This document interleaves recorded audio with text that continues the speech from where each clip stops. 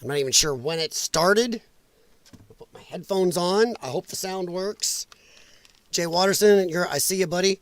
Let me know if the sound is working because my other screen over here is not updated and showing it streaming yet. There it goes. Let me see here. Boom. Okay, it is working. Okay. So when I go to the actual launch, we'll see if it works. I'm going to apologize right off. My voice is still crap.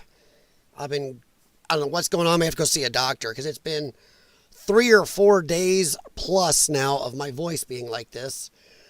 Admittedly, I've been dealing with a lot of family stuff, so I haven't had any downtime with it. Or as my wife would say, shut up.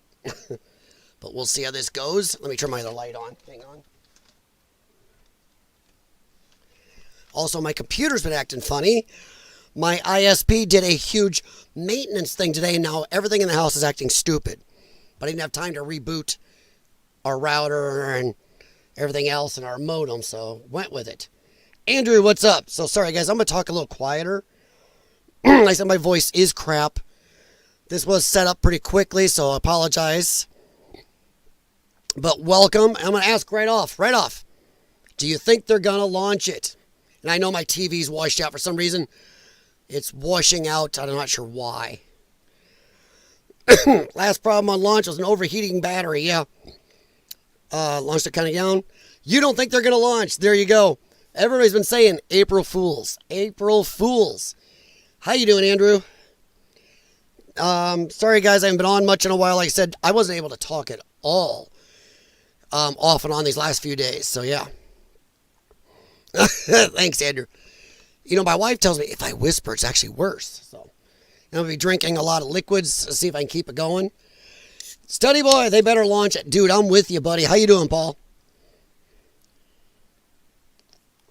I mean, come on. At this point, guys, Elon Musk makes NASA look stupid. Honestly, they need this launch to go off. NASA needs this. NASA, we launch probes, does not inspire nobody. Elon Musk and other companies like SpaceX are out there inspiring people, while NASA sits there and goes, you know, a rabbit farted, 50 feet away, so we can't launch. It's like, stop. I think the technology today is vastly superior to what we were launching. Back when we were launching to the moon before and orbit, yet we did it. Yet now these guys have become so risk adverse and dependent on the insane level of technology we have now that anything happens and they're just like, we can't. I think maybe the technology has made them worse because they didn't used to see all this data. So they maybe didn't even know half the stuff going wrong on the rockets we launched before. So they just launched it. Now, oh no, they got a data line for everything. I'll switch over here in a second, guys, and get you into the Artemis. Get that down. Boing. All right, so I don't know why it does that until I click over. I'll put me right there. I don't know, guys. We'll see. I'm on C-SPAN right now. Last I knew, it was still going down. I don't know if I need the closed captions unless everybody wants it. There we go. And boom. There we go. How's that? So we'll see how this goes. I don't hear her. Do I have that muted? There it is. Very well when he called the Apollo 11 astronauts on the lunar surface, and he talked about. Let me know if you actually hear her voice in the background of mine. Had gone before, and more people came together on all right. than had ever before. Supposedly, we are within 10 minutes of this, 9 minutes. We'll see, but we need this. I'll say this: not only will this be good for NASA, it'll be good for America. Even though I was noticing something a little bit. I'm gonna mute her for a sec. I am tired of every time Chinese Space Agency does something, they go, oh, look what the Chinese did. The Indian Space Agency, look what the Indian Space Agency did. Oh, European, look what the European Space Agency did. But when America does something, they go, this is good for humanity. I'm going to say right now, America first, screw humanity. This is good for America. America needs this. We need this also, not just NASA. But yeah, it's just, come on. I mean, I'm tired of everything we do. Oh, that's great for humanity. But when China does it, that's great for China. How about just being good for us? So let me catch here. They better launch. Yeah, I agree. They say, hey, Kay, how's it going? I think they're gonna clear. I hope so. My name is on Escalate Better. Nice, Paul. Oh, dude. Oh, they better do something. What do you mean your name's on it? Wait a minute. What? They are a go for launch so far. But all it takes is one little thing for them to go, nope. I actually think that maybe seeing less data, how many times do you think they launched back in the days of analog, the computers that were, come on, the computer systems in all of NASA had less power than this. How many times did they launch not knowing there was a problem and it still worked? Now they're so risk adverse, they won't take a chance.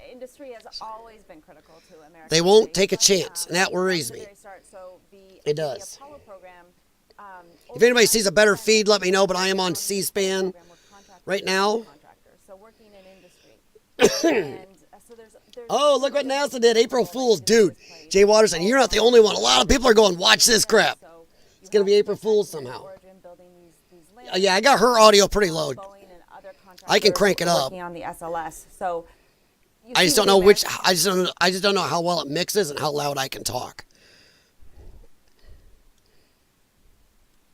Oh, I must hit. I hit pause. There. Forward. I don't know why it backed up on me. Play. Nobody stopped you. All right, they're showing 10 minutes. Hi. Just want to say I am really excited about this Artemis launch. He's really excited. Grew up to, let me know if you can still hear this and me. And just watching the shuttle area. Forcing a launch will lead to Challenger. Okay, Jay Watterson, I understand that, but there are times now they scrub launches over the most minuscule things. The Challenger disaster, though, was because they knew they had a problem with an actual seal. It'd been problems before this, had leakages before. That thing never should have been in service. Those seals should have been replaced. But they are too risk adverse. I mean, look at what we did to go to the moon with what technology. How about just getting into orbit with that old technology? Now, I mean, come on. For every one time NASA launches, Elon Musk and was it Blue Origin and some of the others out there launch anywhere from 5 to 100 times. NASA needs this. It really does. Exactly, Kay. Full send ready. Let's send it. Tell me that a lot of you guys watching this aren't just waiting to get those goosebumps, to see humans being launched and not just to the space station. Even if we're not landing on the moon, tell me you're not just going, come on. And I'll admit, it's not just Americans. You know, Americans should have an extra bit of pride if we do this. But humanity in general should look at that and go, fuck yeah. Come on, let's get out and explore. That's why I get so mad at these little probes. Probes inspire nobody. Nobody ever went, I'm inspired by a probe landing here. No. Only thing a probe is good for is go, can we land there? Okay, we won't melt. Good. Dude, do you want to see it? Yeah, let's go. Come on. Or to check, or to send through the Stargate first to see if the Goa'uld are ready there to staff weapon your butt.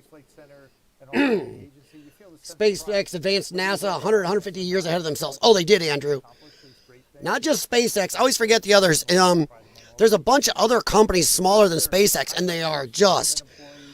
They have drug NASA's lazy ass. I'll admit it, NASA got lazy. Let's launch a probe. Let's do a probe. And they made fun. NASA was shitting all over Musk for saying he's going to land ships vertically. He's going to land them and reuse them. They crapped on him. Go look that stuff up. Oh, they were crapping all over him. And then he did it. Yeah, F you, NASA. But yeah, they did advance NASA really quick. If they failed, does SpaceX just become the main space company for missions? I don't know. Could we do worse? I think we need this because humans love to explore, but the children. Annie, Come on, back in the space age, I wasn't around for the 60s and stuff, and they stopped the moon stuff, as I was born, pretty much. Dude, nothing's inspired since the space shuttles. Seeing the space shuttles go up, taking all that, even when we lost one, seeing the next one go up and make it inspired people. We need some inspiration. Right now, so many people are in a malaise, and I think we need this. And I agree with Andy. I'll turn it up a little. If you can hear me, still let me know. Or if you don't want to hear me at all, let me know. But as we talked Andrew's before, excited, so am I, buddy. with special personalities. Lee, hey, buddy, how you doing? 8 minutes, 24 seconds on the clock showing now. Cindy in South Dakota, go ahead. Hi, this is Cindy. And Yeah, I'm excited too, and I really hope it goes up. Thank you so much for this. I hope it does. Every minute. Like I said, if you guys see a better stream you like better, let me know, because I can look around. We got 8 minutes, and I can look around for a better stream. I know Fox News is streaming it, Fox Now, C-SPAN, CNN, MSNBC. I think most news channels in the world right now are streaming this. That is inspirational. The world is looking, and we're hoping. Come on, Gantry, go. Get away from there. It's a great question. Come on. I don't believe so. Go. You can see My the wife is International upstairs Space watching this. Station, She was right? ready and in the mood for You can, this. Look it up online. I think believe humans that's are in the mood, options that but I think you can see. Americans are Space really people rooting for this thing. across overhead wherever you are. I've definitely done that. And it's pretty exciting.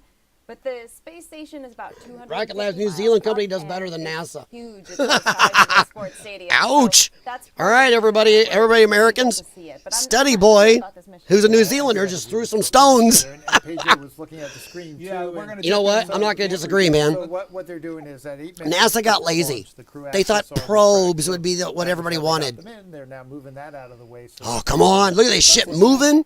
Let's go. Off the top of the rocket in case of an emergency, whether it's on the ground or in flight. This is critical safety hardware that protects the lives. Andrew, oh man, you're right. You know what, Andrew? I'm going to agree with you. I wasn't alive for the moon missions. And sure, we've seen the shuttles go up. We've seen, Starting at T-minus 6 we've minutes, seen, the space GLS will start space bringing that station. and other high Some of you energy may not even have systems seen online, those. Starting with My core God, stage that's crazy. pressurization. How you doing, Lee?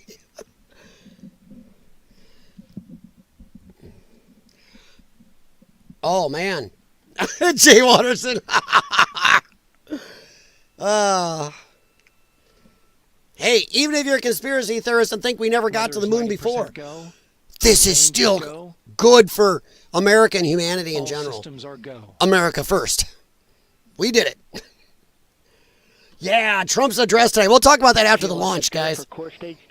That's why I put in my title, Iran War Ending? Oh. That means the replenish valve for the liquid hydrogen tank has now closed. The tank is beginning to pressurize to flight levels because that hydrogen is now. Yeah, I watched Challenger too. I used to watch.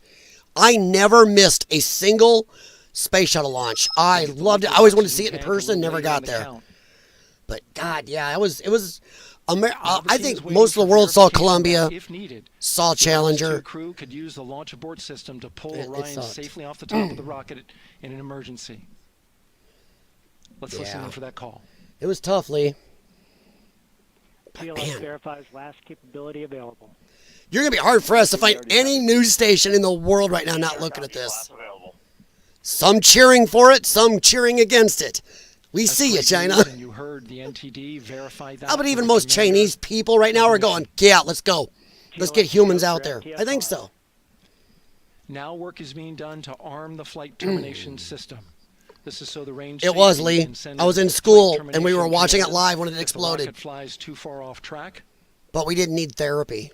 There's a brief built-in delay, so the launch abort system has time to pull the astronaut safely first. Andrew, from your fingertips to God's ear, buddy. Right, the high flow If blue that check. goes, oh, you're not kidding. That's Jim where the Patterson! Team gets verification that the RS-25 engines, all 4 of them, are in the proper temperature range for launch. I'm going to turn it up a little. Let me know if this is a good enough mix. You can hear both. But I want you to be able to hear some of this too, because All right, everybody, start getting them goosebumps on your arm. I don't care where you're watching from. This is humans.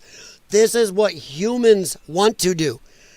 Honestly, I am that person. I think this is what humans were bred to do. We were born for this. Go for core stage APU. Get out and explore. Core stage APUs start. Those are auxiliary power units.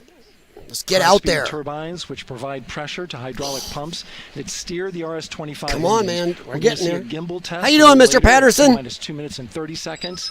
This is what allows that to happen. Yeah, no kidding, Jay Watterson.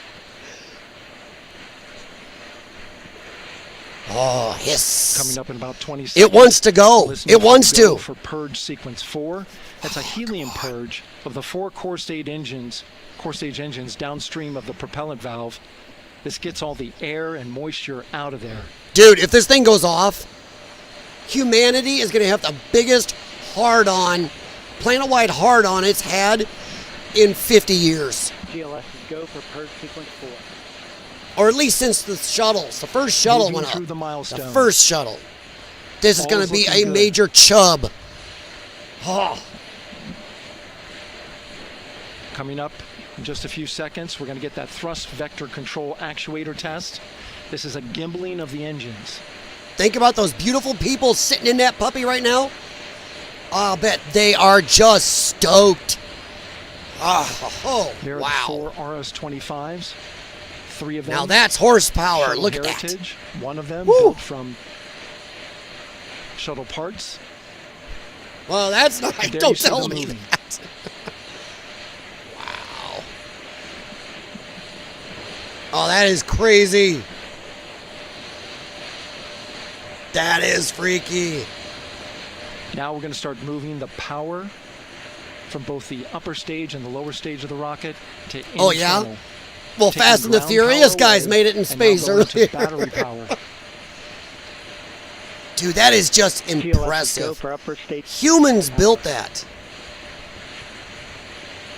All right, power is removed from Wait the until rocket's V'ger upper stage. returns.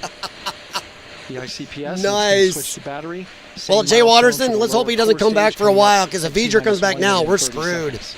Even though our radio Right now, signals could answer the him four-person properly. Artemis 2 crew is 248,000 miles away from the moon.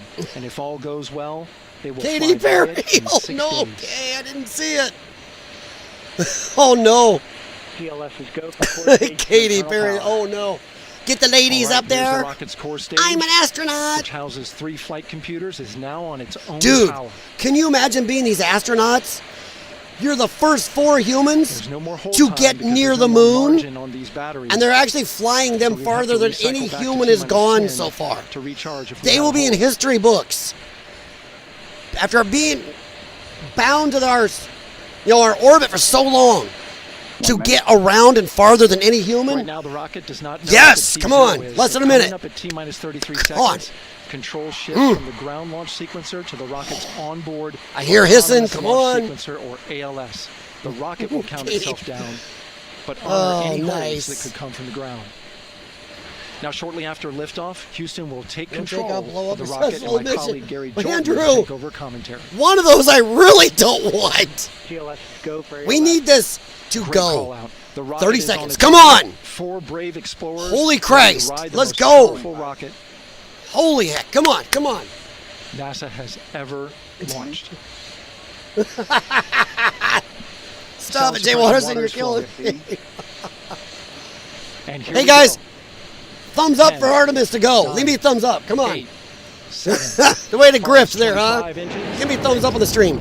Oh, hell, they're going. 2, 1. Booster ignition. And liftoff. Yes! The crew Yes! of Artemis 2 now bound for the moon. Holy Humanity's shit, next yes! great voyage begins. Come on.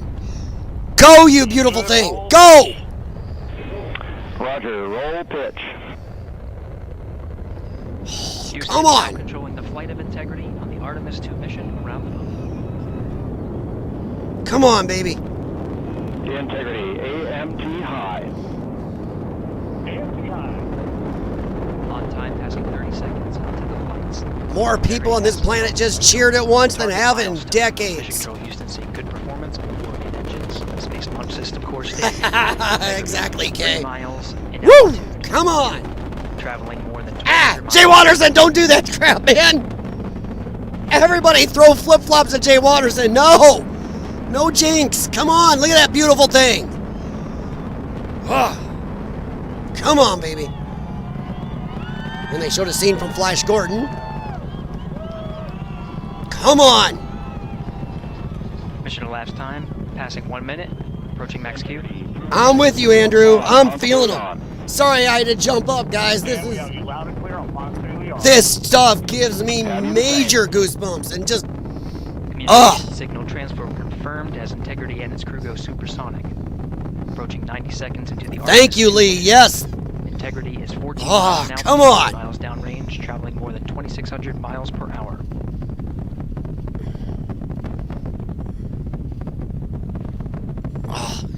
Thank you, SpaceX. SpaceX pushed NASA. NASA probably wouldn't even be doing this if it wasn't for SpaceX. And honestly, you know, President Trump pushes for this stuff. Mission elapsed time, standing by for main Hardcore. engine throttle down to 85%, ahead of solid rocket booster separation expected at the 2-minute 9-second mark. Come on, baby. We see throttle down. Come on. Sorry, guys. I'm Bird trying to be separation. quiet, but ooh. Main engine's throttling up, guidance converged. It is, Andrew, 100%. We could be the generations where humans return to the moon. Integrity, guidance Look at converged, that. performance nominal, upper stage RCS ready. Copy all, Stan. Integrity, SM priming complete. SM priming complete. 2 minutes 45 seconds of mission elapsed time into the Artemis 2 mission. Thrusters on Integrity and upper stage confirmed in a ready state ahead of service module fairing separation. Come on, guys. Get into orbit. Let's go. 3 minutes into the flight. Integrity 49 miles an hour. Thanks, Lee. 8 miles downrange. Now passing 5,000 miles per hour. No, Jay Watterson, I want to so bad. I would love to see one. Dude, I watch it on my big screen with my surround and the sub. Oh, I get a moment there. Launchboard system jettison. So I couldn't imagine in person, man.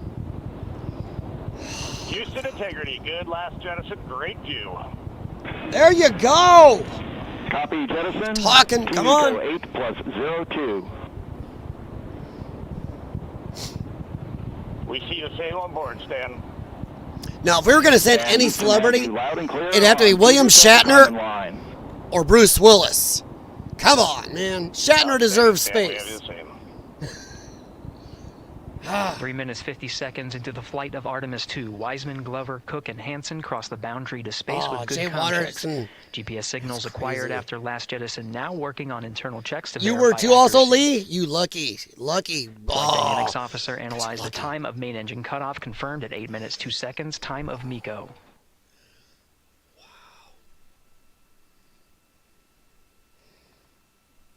Dude, I think my car can go fast sometimes, but man, this thing is scooting. Could you imagine being able to tell somebody, they're talking about how fast their car goes, yeah, I only travel at around 40,000 miles an hour. Holy crap. Look at that, look at that. And that's getting more beautiful. Integrity, GPS processing. Oof. Outstanding, Stan. We see the same, and we have a beautiful moonrise. We're headed right at it. Yeah. This launch was the big problem. That's the big jump right there. Approaching 5 minutes into Get through the flight, launch. Commander Reed Wiseman confirms he has visuals of his destination. GPS guidance, navigation, and control software finishes internal checks and sends to navigation channels. Holy crap. Has a view of his destination, like what, the 3 moon? Engine press. Yeah. 3 engine Lee, press. that is crazy just watching it on TV. On time, now passing 5 minutes 20 seconds of mission elapsed time into the Artemis 2 mission. At this point, 3 good main engines are all that's Look at needed to carry everybody, Integrity just- to a oh. nominal main engine cutoff target. Yeah, that guy So at cleaning this his time, we're glasses seeing off right 4 here, good he's engines in crying. mission Those are control tears. Houston. Integrity, 75 Nothing miles wrong in with altitude, that. 330 miles downrange, approaching 10,000 miles per hour. Woo! Woo-hoo! That is scooting. 10,000 miles an hour. Kind of makes, I don't care what kind of car you got, kind of makes it look like a weenie, doesn't it? Come on. Integrity, looking good at 6 minutes.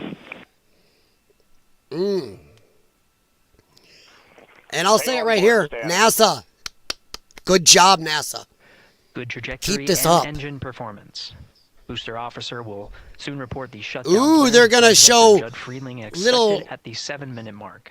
Little AI video of what's going on. Integrity, I don't know if I 78 need that. miles in altitude, 460 miles downrange. Integrity, expect nominal shutdown. Integrity copies nominal shutdown.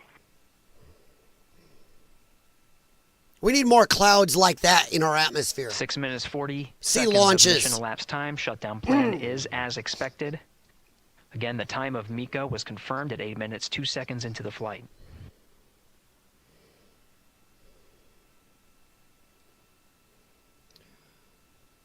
When they enter back in the atmosphere, they travel over 17. Wow. 7 minutes of mission elapsed time. What the fastest is they Throttling go on down the way to the as moon. we approach the abort once around option. Milestone at the 7-minute 30-second mark. So they go past this. That's Now 84 they don't. miles an They've almost hit altitude, the past the 650 first abort miles zone. downrange, traveling more than 15,000 miles per hour. Integrity, Wow. AOA open. AOA open. The window is now open for an abort once around option that would target splashdown in the Pacific Ocean. Still following nominal ascent at this time.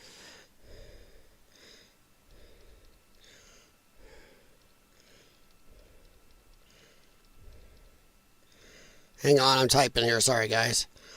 About 10 seconds remaining until the main engine cutoff of the Space All Launch right. System core stage.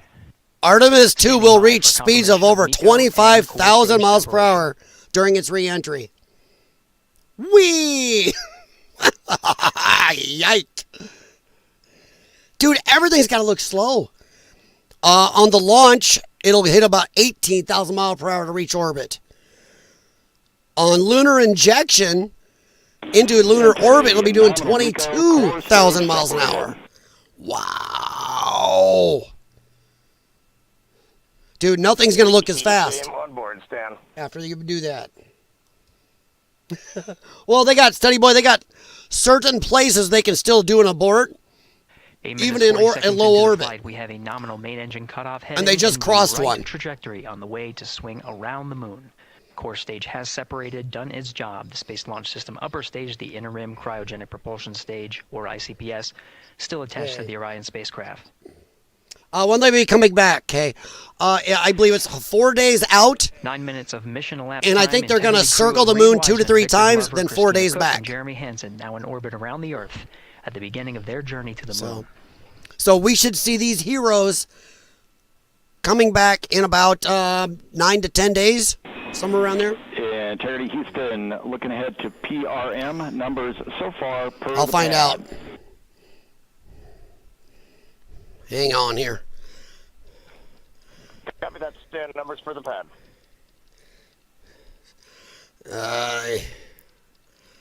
Capcom Here, how many standing by. days? Now reminding the crew that the Turn it down just a little bit here. energy raise maneuver time of The Artemis 2 ignition mission is as designed for expected approximately prior to 10 booster days, ignition. with splashbound planned in about Time, 9. 9 minutes 50 seconds of mission elapsed time. So 9 to 10 days. They're saying 9 days, 1 hour, and 46 minutes. Dude, I can't time my trip to the grocery store that good. They're timing taking off, orbiting the moon a few times, and getting back here. They're It is got it down to Artemis minutes. 2, Jeff Velosa, and tell us what we're Freaky. seeing now. What were your impressions? We're seeing like perfect space flight. Well practiced, well rehearsed, professionally. We'll hang here for a little bit. If we need to, we'll go look for another Just right another off the stream. I'll use my phone to look for another I think stream. that's what we always dream of when we launch into space. Yeah, Gazillion it'll reach times that can 17 go to along and 18,000 miles per hour to get out of our atmosphere. It'll travel almost 22,000 miles an hour to the moon and into orbit. And then when it goes re-entry in our atmosphere, around 25,000 miles an hour. Amazing, really. Dude, you talk about quick trip. I nervous at every single stage, but it went off flawlessly, which is it's just so exciting to see. Fox is 1 minute ahead of me. Is that Fox News? Hang on here. I'll shrink it and go for it. Look for them. And so at the stage that we're at now, what happens from here on out in the next several minutes? Yeah, if I can spell. As they were launching. Passing 11 minutes of mission elapsed time. Overhearing the conversation between Capcom Stan Love and Commander Reed Wiseman. Already passing. Okay, turn that up. That's lower. Good nozzle extension deployment system. That is confirmed. Complete. We also have. Okay, I will up now past call that up here in a second, Jay Watterson. Ascent. Their launch and entry suits.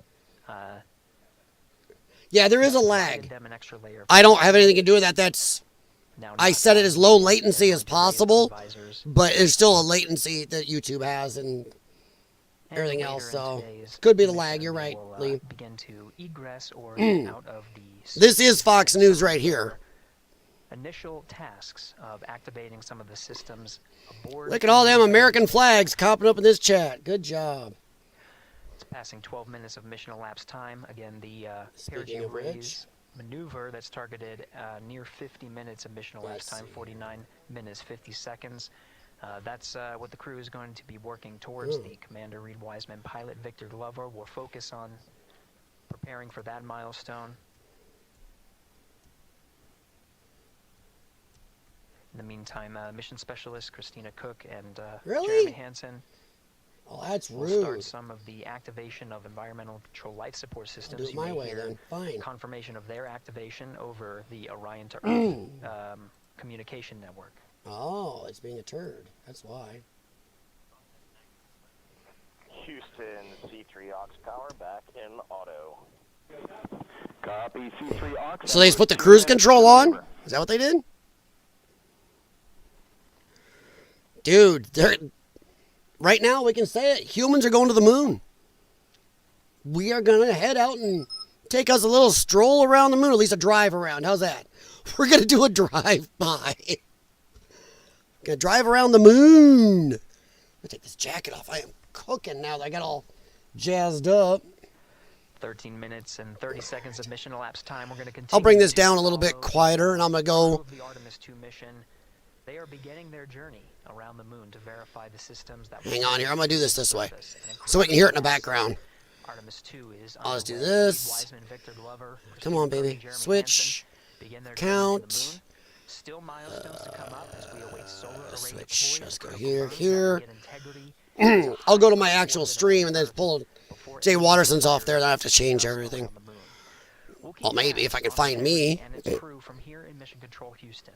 But for now, we're going to send it back to you, Megan and Nicole at the Kennedy Space Center. Very jealous to hear how the launch experience. I don't think I subscribed to myself.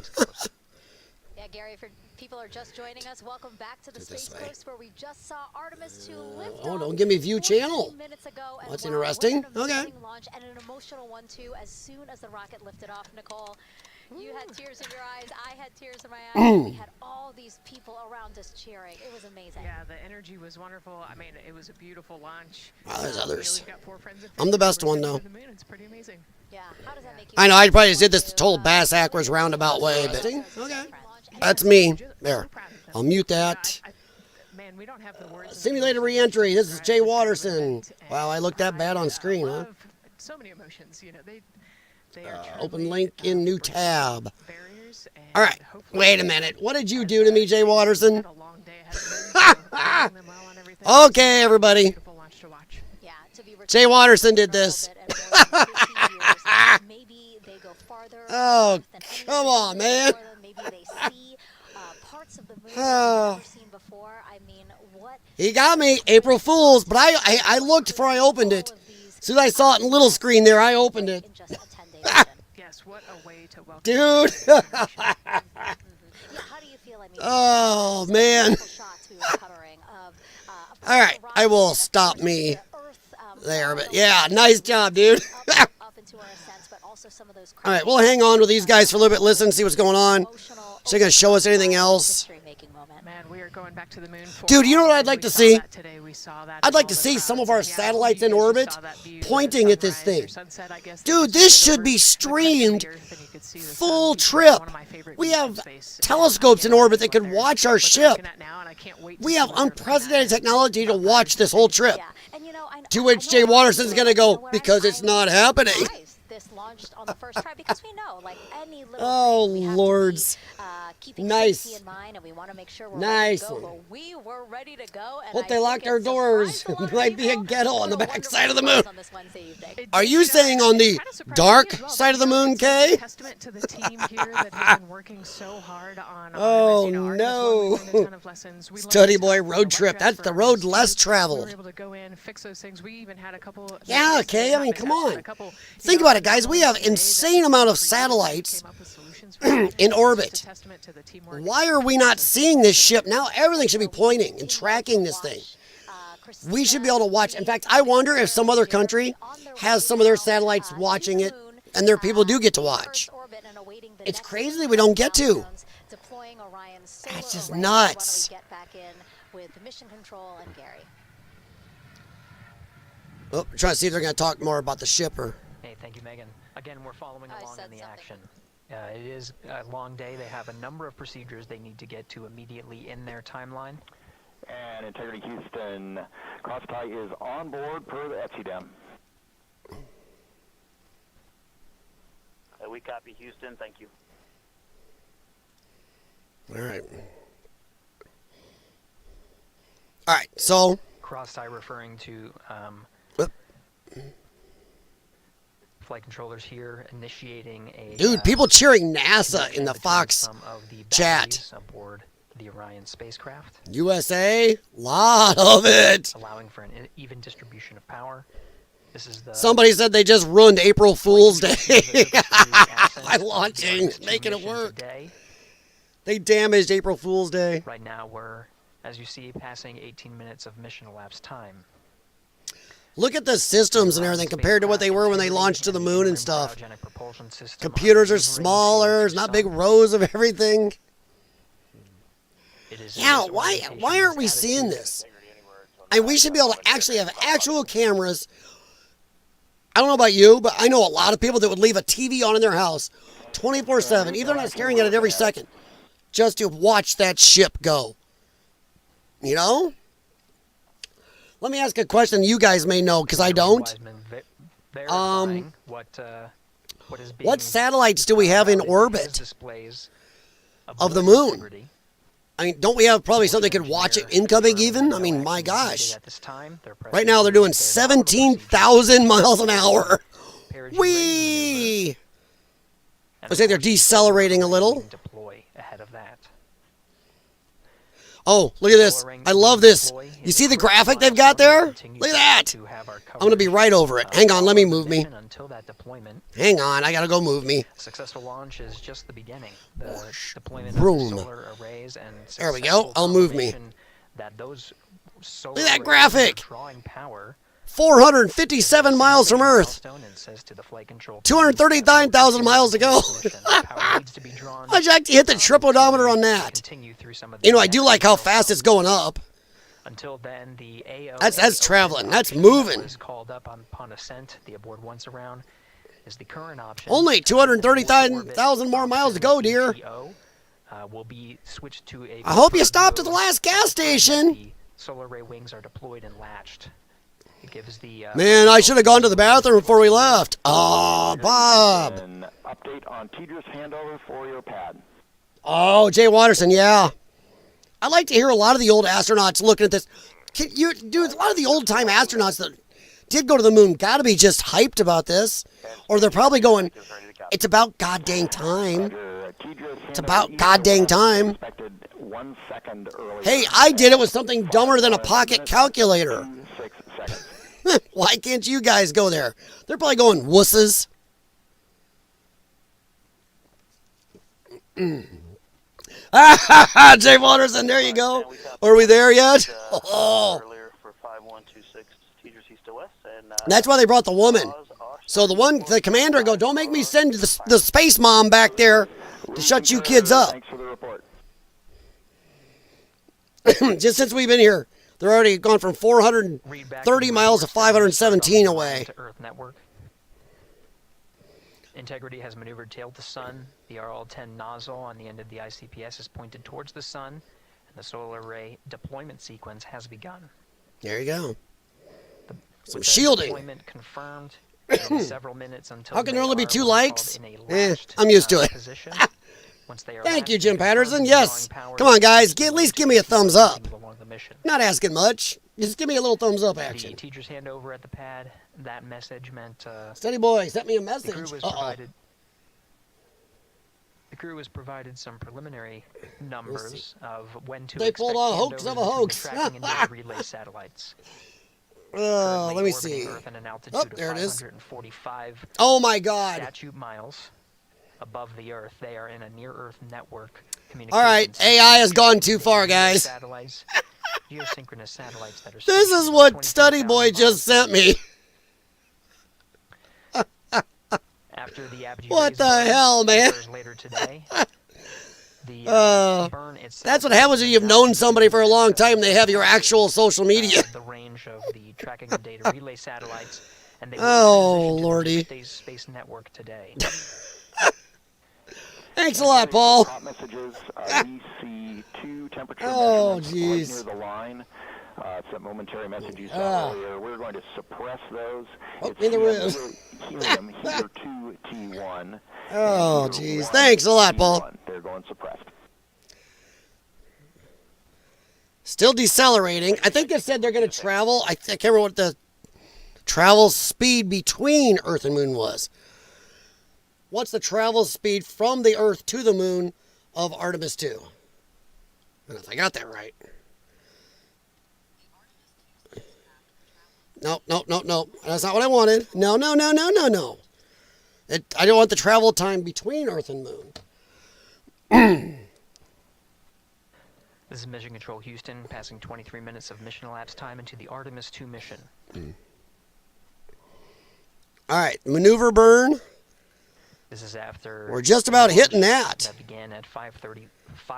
Or and they 12 just get seconds, past Central that. Time 6:35 and 12 seconds p.m. Eastern Time. Oh, they did that. That's the one they maneuvered to put the front end towards the sun. Okay. Right now, the orientation you're seeing from our arrow visualization that... Screw arrow visualization. Get a camera on this thing. It into a model so you can follow along on some of the milestones that we are Dude, following we have more cameras in orbit than people have cell phones, I think, these days. Put a camera on this damn thing.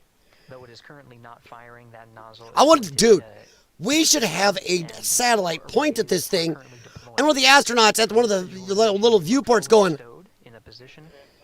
or I want to see a bumper sticker on this thing.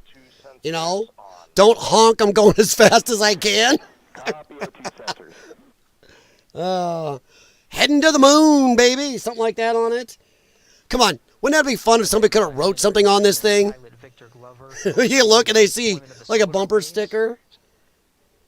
And we'll follow the altitude maneuver changes ahead of the first... Send complaints to Jim Patterson.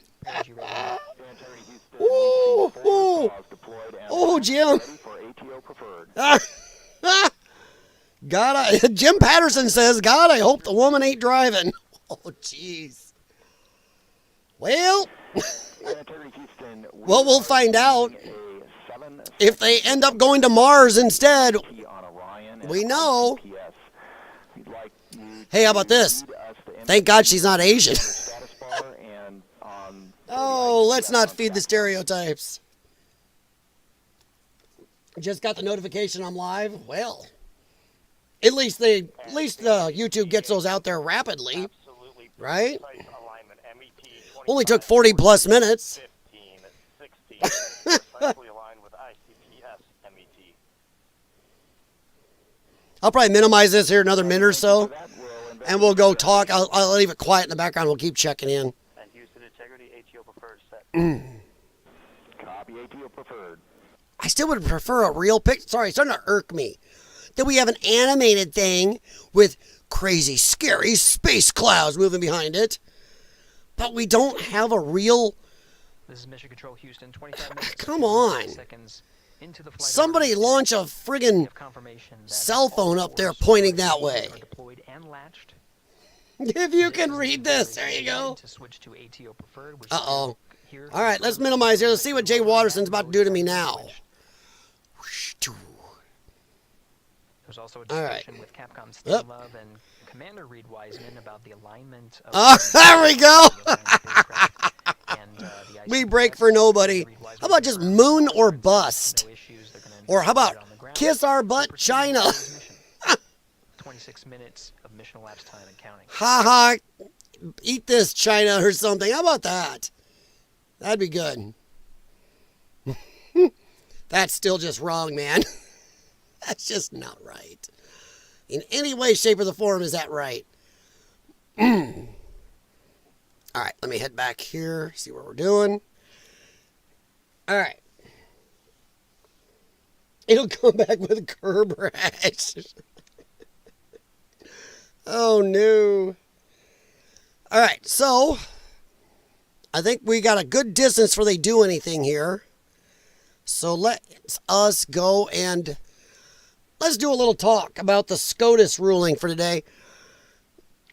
Tim Pool does actually have a good video on this. So here, let me pull this up. Maybe. We are going to talk about this. I saw this earlier, and he actually is right on this. And then we will talk about what you think Trump will be talking about the war tonight. How's that? So, let's go. I'm going to turn this up, start over, and we'll go into this. Boom and play. For the first time, a president has joined oral arguments at the Supreme Court. Donald Trump listened in as attorneys argued before our highest court as 28 minutes of mission elapsed time into the to whether or not we should allow illegal immigrants to have children in this country and grant them citizenship. And oh boy, was it contentious. Now, many people are saying it may fall 6-3. It was really bad for Trump's side, for our side. Ooh, I'm over the Tim argument Pool. coming from Roberts is the country may have changed, the world may have changed, but the Constitution remains the same, which presents many moral, philosophical challenges for our nation. The argument, I suppose, from John Roberts. See, my problem is I don't see it as a moral or philosophical challenge.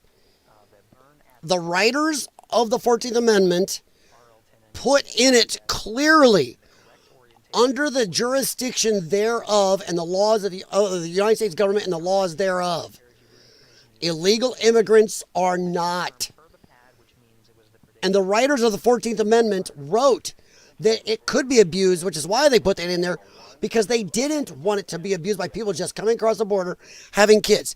Everybody knows, Democrat, Republican, crazy leftard, all know it was written for the children of slaves. This whole discussion to me is stupid. It is dumb. Is that though a country may face an existential crisis, if the structure of such a country permits its own destruction, it must be destroyed. Now, he didn't say that explicitly, but that is the philosophy behind the arguments from a conservative judge who says, let the country be damned. Pretty much. It's once again another conservative / Republican going, my integrity. I got to keep my integrity, but this could destroy the country. But I'll keep my integrity, and we don't want to dip to the level of these people. We will stay above it all as you disappear or die. That is just stupidity. I vote no. Only Kentanji Brown Jackson says if you steal a wallet in Japan, it makes you a Japanese. Yeah. I listened to some of the actual arguments, and some of it the arguments against it from the Supreme Court were really pretty stupid. I see most of their arguments as excuses to do nothing. Pure excuses. These are the same asshats that will not rule on the Second Amendment while we have states full of people in this country denied their supposed inalienable born with Second Amendment rights. But these jackasses won't rule. I don't think they're going to, give this to Trump. I think they're going to stick their thumbs in their butts and do nothing because they are do-nothing people. They want this amazing, tough job, but they do not want to do the job. They want we must honor them, treat them well. How dare you talk that way to or about me? Screw you, you work for us. We do not want this, and you won't do your jobs. We should not respect you. The problem is our government workers, including Supreme Court justices, don't respect us. Screw respecting them. They must learn to respect us again. I digress. Now, of course, everyone's favorite Supreme Court justices, Thomas and Alito, seemed very much to agree, or may lean more towards birthright citizenship was never supposed to extend to birth tourism companies or illegal immigrants. They actually, I don't know if I can find it again. I found some writings from the people who wrote the 14th Amendment. I believe it was two guys who did it, and they were talking about they even said that back then they did not want the 14th Amendment to apply to somebody who just walks across our border pregnant and has a kid. That's not what it was for. They clearly said it wasn't for that.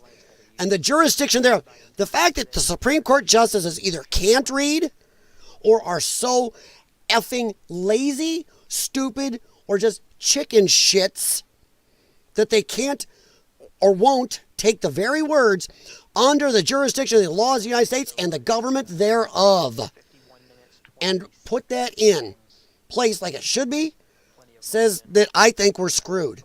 And the bad thing is, Tim is right. He talks about it here. It's going to kill the country. It's another nail in the coffin of this country. The principal argument from the government is this. Even in Wong Kim Ark, which set the precedent that if you're born here, you're a citizen, they said you must be domiciled here. What does that mean? It means you live here, you have legal permanent residence, and the intention to stay.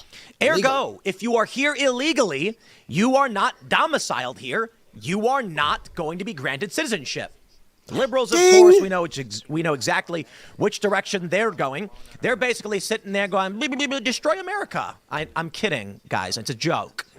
And as much as Ketanji Brown Jackson gets... Tim needs to stop doing that. Tim likes to climb back on his fence. He should have stuck with that because they do go, let's just destroy America. At the No Kings protest, they had open communists in there. They had people openly screaming for the downfall of America. They do want this country destroyed because they think somehow they're going to end up on top and be the new ruling class. Remember, the left doesn't hate police or hate laws. They want to be the police or be the laws. Tim should have stuck with that.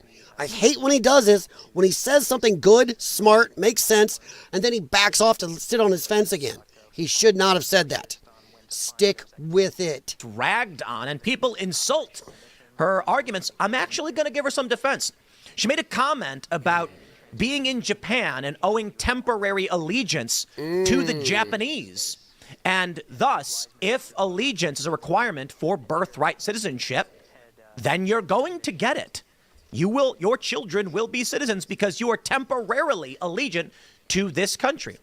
No. But the big issue with her argument that I'll push back. That is ignorant. He gives her credit here. I think it's wrong. Just because I travel. Sorry, Paul, I'm going to throw you under the bus since you did the AI image of me. I travel to New Zealand. I may love the country, but I don't feel fealty to that country, even if I'm visiting there. I do not. I still feel fealty and love for my country just because I'm visiting over there and hanging out. So this is stupid and spurious. Just because somebody's hanging out here don't mean they feel like, yep, now I'm part of this country for a while temporarily. Nobody thinks that way. Ketanji Brown Jackson said something stupid as crap, and Tim somehow goes the other way with it. And of course, is at the times they are a change. Oh, before I go, Lee, yes, you're right. They are acting as authority when in fact they are servants. Yes. And I've said it before. I don't care if you work in the DMV, police officers, sorry officers, I like police officers, but screw every one of them who says, I don't work for you. I work for the sheriff. He works for us. No, he works for this governor or mayor. They work for us. Every government official, fuck you, you work for us. More Americans need to start pointing that out to them. In fact, we need to do it en masse. We need to stand up to people like Governor Pritzker in my state and say, screw you, you work for us.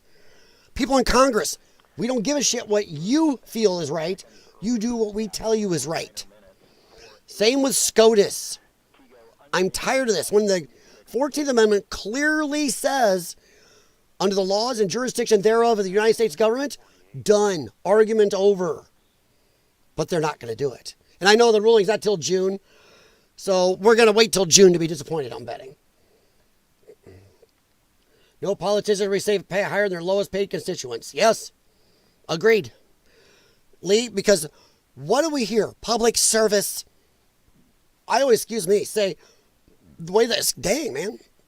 The way they think about it now is public serve us.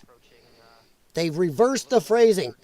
They see it as public serve us, while a lot of people out here go, but public service, these don't serve the public. Our forefathers said, get in, get out, and they went back to work. They went back to work in their farms, doing printing presses and stuff like that. When you are in there for life, that is not public service. That is public serve us. We need term limits.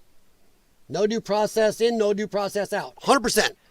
100%. I've never understood that, and I've yelled that on this channel a bunch of times. You go out the way you came in, and we actually have laws that way. It says if you came in illegally, we can just boot you. It does not say you are owed a hearing. Or else, once again, we'll never win. If Democrats can just bring in people illegally, and then when a Republican or somebody else gets in charge, they go, well, you got to follow the law. And Republicans go, shucks, you're right. Then Republicans, Democrats get back in and just say, screw the laws. And then Republican. So we're always being shoved and pulled to the left. We're being pulled to insanity while the others won't do nothing. And I'm including libertarians in this. Libertarians have done nothing. Sorry to those you like them. Have done nothing but help the Democrats, unfortunately. Rarely do they do anything to slow the problem or actually stymie the Democrats. Somehow, 80% of the time, what libertarians do, help the Democrats. And that is a problem. It is a problem. All right, let me get back here. I'll read the chat, and if I see anything in the chat that interests me, I will stop. And allegiance, as viewed back then, is substantively different to what allegiance is today. If we are going purely on the shape of the world today, Ketanji Brown Jackson's and Roberts' arguments clash and don't quite make sense. Roberts' argument is the Constitution remains the same even if the times change. Ketanji Brown Jackson's arguments are, no, because the times changed, we will apply the Constitution differently. Oh, boy. The end result is this, my friends. The Supreme Court seems largely skeptical of ending birthright citizenship. But, by the way, just quick aside, you guys are having a good discussion in the chat that Jim brought up. Send the baby, keep the baby, send the family back, or do you want to take your kid? And Lee, that's separation of family. Keep going with that, guys, because, hey, we do it to American citizens all the time. I break a law, you break a law. They never go, oh, but you can't separate them from their children. They go, see ya, go to jail while your kids are going over here to foster care or with mom or dad, how the case may be. But somehow when it's illegal alien, oh, but we can't separate them. Once again, it's the system working for non-citizens over us. Nobody cries about separating a citizen who commits a crime from their children. So keep that going, discussion, guys. You guys, that's a good one. All right. It's still possible to get a 5-4 ruling under the assumption that Roberts actually sides with the liberals. And thus, if that is the case, I will reiterate. It would appear the moral philosophy of John Roberts is as such. A nation that structurally allows its own destruction must be destroyed. That's right. Tim is actually right here. And if you look at Robert's rulings over the last maybe decade, he seems to think that. Well, the rules are the rules, even if we all die because of it. Too bad. See y'all. Tim's right. He is destructive. He's almost like he's joined the Democrats in, well, the country's got to go. Got to let it fall. That's almost the way he's acting. It would appear to me, based on listening to these arguments, that Chief Justice Roberts is basically saying this country must be ended. Because think about it logically. If your nation allows Chinese birth tourism, and this is the principal crux of the argument, they allow people to fly to Guam, give birth, and fly back, and there's an estimated over 1 million Chinese nationals in China that are eligible to be president of the United States. And Robert's argument is, so what? The Constitution allows it. No, it doesn't. Tim, this is where Tim misses it.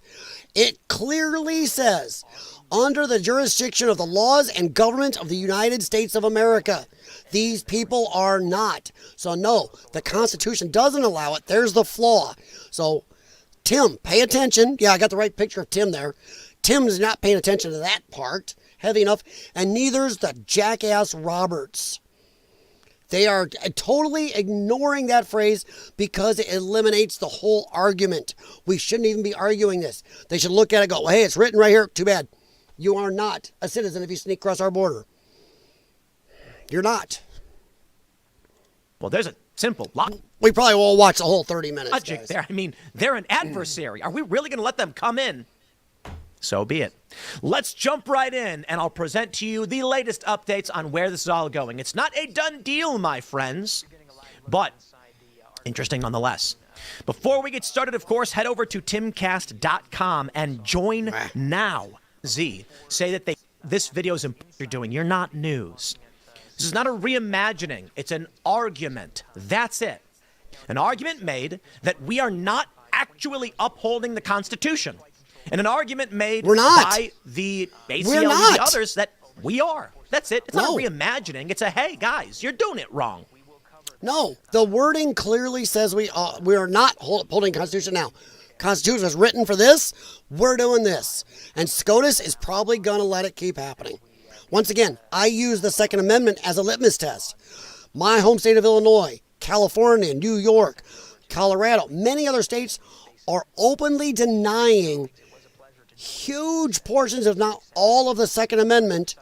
Second Amendment, it's the second one, born with inalienable rights that we don't get. And the SCOTUS does nothing. So the chance that they will rule for you and me on the 14th is, I'd say, 2%, 5%. Do I want to be, apologizing later and having Jay Watterson and everybody else throw flip-flops at me? Yes. But do I think they're going to rule our way on the 14th when they won't rule our way on the 2nd? I don't think so. I think we're going to get disappointed, and I think it's time to impeach the Supreme Court. And by the way, people don't realize that. They always say, well, they're there for life. All of our government tells us that. Why? Because they don't want you to know you have power. There is a mechanism in our government to impeach Supreme Court justices. But will you ever get Congress to do it? No. These people won't pass the most popular piece of legislation almost in the history of this country. The voter laws. They won't do it. The SAFE Act. SAFE Act?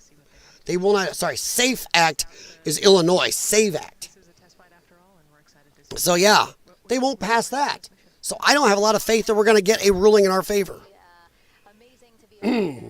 I have no debate with that concept. Although, why is the taxpayer's responsibility to care for a child? All rights shouldn't be here. Well, I'm not sure about that, Lee, but how many families would choose to leave their child? Maybe they would. But we also say, when this child grows up, they won't be able to bring you back. No family unity. Like I said, I think Donald Trump's a fuzzy, friendly guy compared to what I would do. I'd be like, fine, if we keep the kid, this kid will be raised as an American. It's an American citizen. They will not even know of you, except that mom and dad broke the law and then left you. They abandoned you here instead of taking you with them. And there will be no family unity. That's me. I think we're being too fuzzy about this. In fact, if you want to talk about our immigration, where's our mass deportations? Where is it? I don't think it's going to happen. I haven't even seen numbers posted for a long time.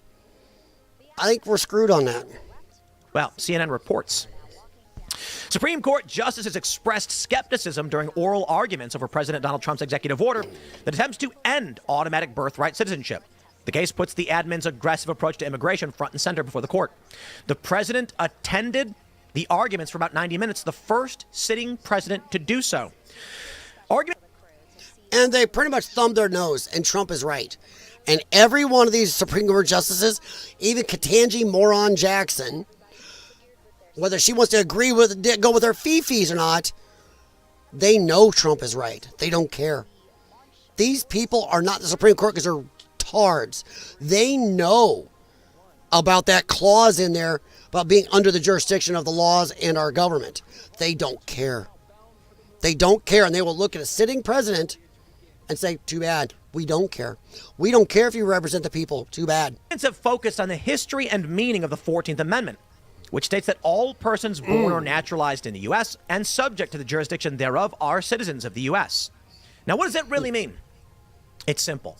The intention at the time, and I think this is the reasonable approach, is that we had a bunch of slaves. The war had ended. Slavery was done. There were even people who were brought here illegally who didn't want to be here but did live here now. And so he said, guys, all of the people that were born here or naturalized, they're citizens, okay? All right? It was descriptive, not prescriptive. They said, actually, the senator who wrote the amendment, this will not, of course, apply to foreigners, aliens, yes, the children of diplomats, or foreign ministers. There we go. Tim pulled that. Yes. The writers of 14th, that's exactly what they said. It's not supposed to be applied to foreigners and stuff. Or else you can make an argument that if somebody's here on vacation, has their kid, that kid's a citizen. Why is that not? Or an ambassador's wife has a kid over here. Why is that not? See what I mean? It's not even consistent. Following the actual writing of the 14th Amendment is consistent. But we're not. So we got this weird patchwork of who is and isn't. Yet here we are. Here we are. You get 50 some odd years, or 40 or so years later, Wong Kim Ark, China. All right, I'm going to answer Jim. You guys say, yes, happy Easter, by the way. Jim, how did eggs and rabbits get put together? I believe it was Celtic Spirits Coven that was coming in here sometimes. I believe they actually laid it out for us one time. That it was to do with, I don't want to say the wrong word. I'm not sure it was paganism, but some of the pagan beliefs. And it somehow morphed into the Easter bunnies and hunting eggs thing somehow. But it was something to do with that, I believe. Judges by the same exact same oath, and if they violate it, they're subject to punishment. Yes, exactly my problem, Lee. Which is why I think we should be impeaching most of the SCOTUS people. Because we have 2 or 3 that really do follow the Constitution pretty well. Alito and, I forgot his name. Come on, help me out here, guys. But at least 2 of them are really good at following the Constitution. And coming down on the side of the Constitution for the people. The rest are jackasses. Amy Coney Barrett, she's a feminist leftard. The idea of a feminist conservative is, it's like, I don't know, it's like saying a really, really fast Ford Fiesta. Doesn't happen. Or Ford Fiesta GT. Come on. Impeachment isn't the punishment. Lee, I agree, but you know what? The very fact we can't even give it an impeachment is one thing. What you're looking for is something that there's no chance. I would try to at least aim for the lower one to get them out of there. I know we're not going to get what the actual punishment should be, but you know what? And buddy, I would love to see that actual punishment. Gotta watch what you say on YouTube. But I would love to see the actual prescribed punishment, because if you punish one of these jackasses that way one time, you want to see some shit straighten up? And I go the same way for congressmen. If you run on a campaign of, I will do this, I will do this, I will do this, and then you get in there and do not do that stuff or even try hard, I'd love the same way. I want you put up on fraud charges and removed from office like that and jailed for fraud. Yep, defrauding the American people. All right. These We'll do a little immigrants more who of are this. Here legally, domiciled in the U.S. had a kid, and they said, "Is that kid a citizen?" And they went, "Yeah, okay." But how Legally. does that mean that Legally. someone can run across the border illegally, give birth, and then that kid gets to be president in 35 years? Yeah. Like they're eligible to be president. And that's how we end up with people who are standing in all these anti-ICE riots, or doesn't even anti-ICE, no kings, whatever left-hard riots, waving Mexican flags. They don't give a rat's ass about America. These are the dreamers. These are the people born here of illegal aliens. They do not feel any fealty to this country. They are yelling, "Viva la Mexico," waving the flags of their home countries. That is what this has caused. And that's what these justices, including Roberts, seem to be saying, that's fine. Screw America. We don't care. We're Supreme Court justices. We're up here on our high horse protected. While the rest of you plebs below us are the ones getting hurt by this. We up here will be able to ride out all of our lives up here, and so will our families. We'll just move on to something else after we destroy whatever. We don't care. That's exactly what he's acting Bro, like. we have naturalized citizens who came here, studied, and believe in the American dream who can't even be president. But that Chinese kid whose parents flew to Guam, gave birth, and flew back to China, that's legal? Does any sane person think the founding fathers wanted this to be the case? Well, apparently, They said no. John They said Roberts, no. as I already stated, has out. As Tim laid out, as I've told you before, the writers of the 14th said no. They exactly didn't want this. Why they put the clause in there. Right, looked into the eyes of the Solicitor General saying your country shall burn. I know I'm a little heated on this one, but when you hear this, it is shockingly offensive in my opinion. It is. They go on to say, Trump has continued slamming this. He says, we are the only country in the world stupid enough to allow birthright citizenship. Yeah. About 30 other countries also allow birthright citizenship. That is a lie. No, it's not 30. You see what CNN does? We call this factual but not truthful. The United States is the only country where you can enter illegally. You know what? Trump is already has achieved cult status in this world. I would have been loved if Trump would have stood up. Listening to the way these justices were arguing against you, me, and the standing of our country, and outright ignoring the writing of the 14th Amendment, if he'd have stood up and said, this is absolute bullshit, flipped them off and turned around to leave. And I would love to have seen them say, that's it, we're going to hold you in contempt. And then Trump gathers around all these Secret Service, says, fine, enforce it. Come get me. I dare you. Come get me. Other than that, I'm leaving. Good day. F off. It would have been nice to see that. Once again, I think Trump's a little fuzzy. I would listen to these assholes. Just the arguments part I heard. I would have stood up and said, F you. You guys are stupid. You should be removed from that bench. And I would have walked out. Come arrest me. Come get me for your contempt. Trump should say he showed contempt for them. I do.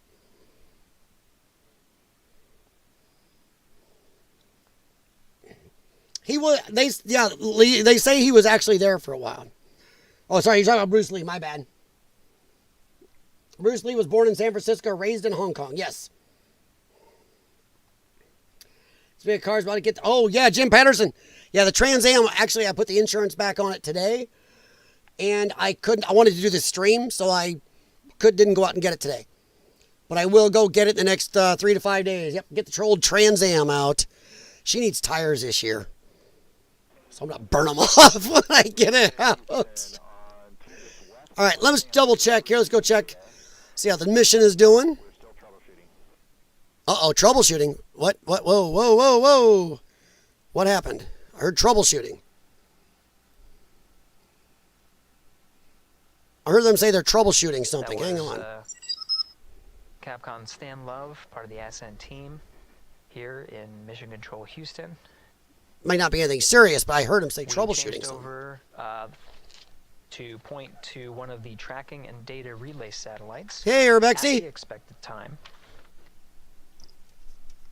That time was updated to 51 minutes 26 seconds of mission elapsed time, going from Tidris East to Tidris West. Did I lose contact or tracking? Upon switching to Tidris West, Mission Control Houston, not seeing some of the data coming from Orion, from Integrity. So we're standing by to regain the ability and troubleshoot some of the rationale as to why we are having some intermittent gaps in our data. Okay, but they're still getting data from it. Okay, that's worrisome for a second. What's up, Rebexy? How you doing, buddy?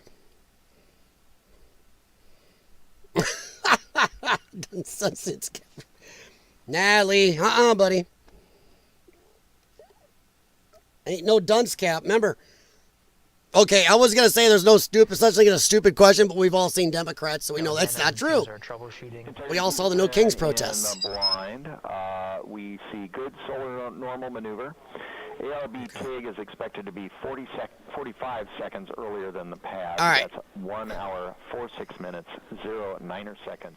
All right, I was just a little worried there. I heard that and wanted to check in. So they have an intermittent flight data connection issue going on, but they're still going. They still got contact with them. All right. We'll do a little more of this, and we'll open up to chat about what we think tonight's announcement from Trump is going to be. And give birth. Sure, 30 other countries have birthright citizenship, but there are requirements that must be upheld. And this is actually what the Solicitor General is asking for, meaning if you're on a tourism visa and you give birth, that kid would be a citizen. In some circumstances, I would argue. There are countries that allow birthright citizenship, but it's basically because your parents are citizens and you're born here, you're a citizen. That's not how it works in the United States. Here's where it gets downright crazy. Listen to this insanity. Based on Chinese media reports, there are 500 birth tourism companies in the People's Republic of China whose what business is to bring people here to give birth and return to that nation. Having said all that, you do agree that that has no impact on the legal analysis before us?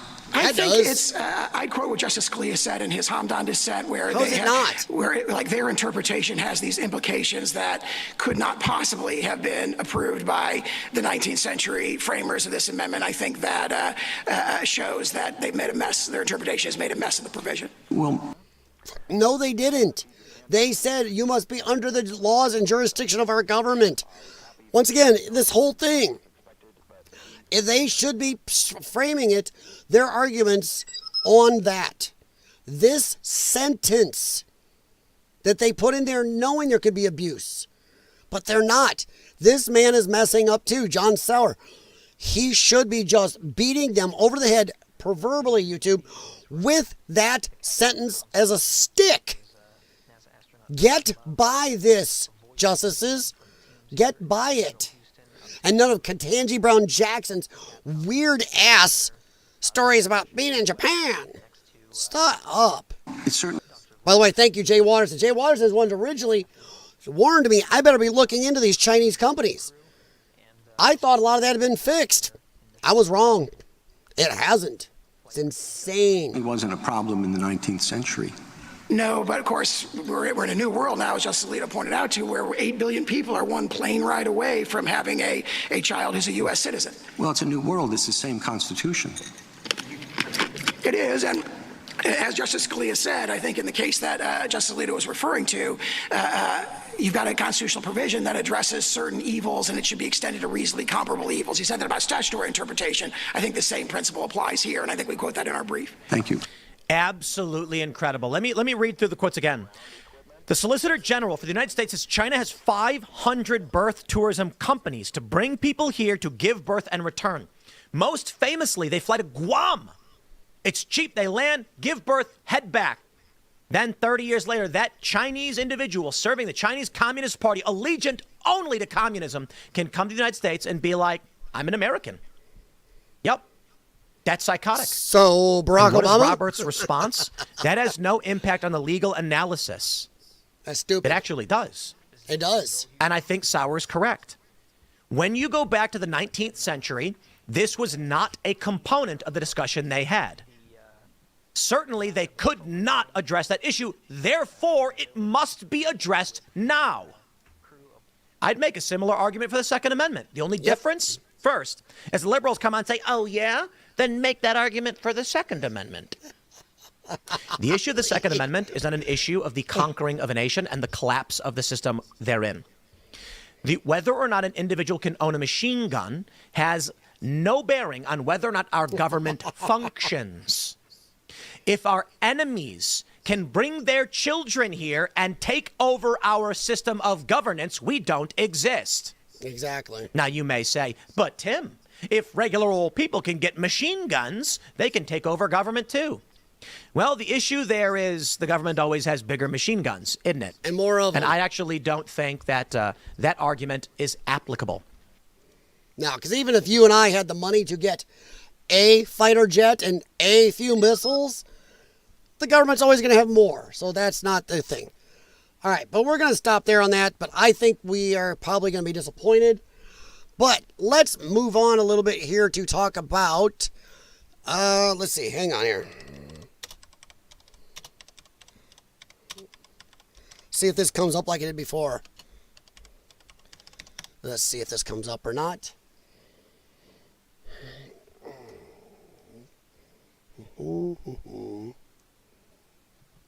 I'm not sure if it's going to come up. I know tonight. Okay. This here is one post I saw earlier. Now, Jay Watterson, you can think that Trump messed up too bad with the Iran war. I'm not sure we should be involved, but I'm not sure we shouldn't.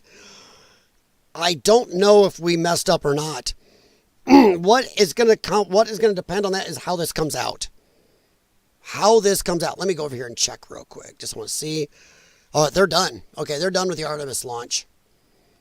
I think they're done chatting about it. Let's see here. Let's go back. See if anybody else is still talking about it. Well, it shows they're live there. Nope, that's that replay. No, the shows are live, but it was missing on there. All right. Yeah, waiting for Trump's pivotal address on Iran. Actually, we'll just go right there. Welcome back. President Trump set to deliver your address to the nation Let's see how this tonight, more goes. than a month into the U.S. operation in Iran. The White House says he's going to detail the mission, its success, the next steps. Let's bring in senior White House correspondent Peter Doocy for a preview. Tell us everything the president's going to say, Peter. Jillian, the latest numbers that we've got, 12,300 Iranian targets struck, 155 Iranian vessels destroyed. And so it sounds like the Pentagon is pretty close to the end of their target list.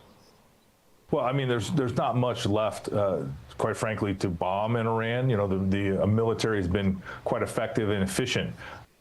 Personally, I think we've done about enough that if the Iranian people want it so bad, stand the hell up and take it. We've done enough for you. Now, I will say the Strait of Hormuz, the one problem I can see is unless we want to be totally isolationists and are set up to totally depend on ourselves and don't mind seeing a lot of the rest of the world just go to absolute hell, Iran's hold over the Strait of Hormuz must be broken. They've been beating the world over the head with this proverbial stick, YouTube, for over 40 years. They don't get their way. They close down the Strait of Hormuz. They attack ships. They cause shipping problems. They raise prices. They stop the oil flow. They're always doing this crap. They hold the whole world hostage doing that. So I do see a point of ending that. Now, whether or not Trump screwed the pooch on this depends how this comes out. Honestly, if this comes out in our favor, I don't know. I think it's going to look back. They're going to look back good.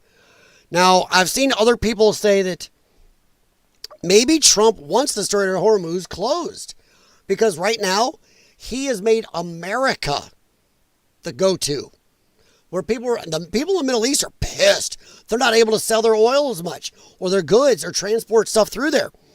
Right now, the shipping lanes that the United States has gained control over, plus now us being one of the biggest exporters of oil where they can come to us, natural gas to us. That may be the plan. Maybe Trump really did want the Strait of Hormuz actually closed. I don't know. I'm just throwing it out there. I've heard this from multiple people. That having that closed is actually good for us. It may not do good for China or Russia or maybe even the Saudis and stuff. But for us, he's telling Europe and everybody else, come get your oil and natural gas from us. That's huge for us. So it may be the plan that maybe does want it closed down. Maybe it's like it's time to take back over and keep the petrodollar system going. I mean, you think the Maduro thing was an accident before they did this? I think they set it up. I really think they knew what they were doing. He secured all that oil. I mean, we got insane amounts of oil under our control now. And then he goes and shuts down the Strait of Hormuz. But I do see a good point for going after Iran to keep it open if he wants it open, or to poke Iran to close it, because it being closed is actually good for America. It's going to make us the go-to, come buy it from us guy. And maybe just our hemisphere over here concentrate on making everything around us strong. Just saying. But I'll just use this as a jumping off point for Iran. What do you guys think tonight's announcement will be? For the launch, use NASA space flight. Well, I was on there. Let's see here. Let's go. I was on NASA earlier. We'll go back and check. I was just using this as a jumping off point to talk about the Iran kerfuffle. NASA space flight. Okay, there we go. Sleep that makes you feel... Whoa. Dude, you can get copyright strikes for ads. That is how retarded YouTube is. Like STS, hold, give. I don't know if Rebexy was here when we were all talking about how we have so many satellites with high image stuff in there. Why is not some of this just pointing right at these ships so we can watch it? When they were working through that issue before they went to the Gulf terminal count, it was all right. Like, yeah, this seems like we've got. So I'm going to turn this down. We're going to talk. What do you think tonight's announcement is going to be? Now, I'm going to pull this back up real quick. And I'm going to leave that play in the background. If that's too loud, let me know. I'll turn it down. Right here, Bushra. I am not going to try to say Bushra's last name. Tonight, Donald Trump's address to the nation will include... I'll start out of order.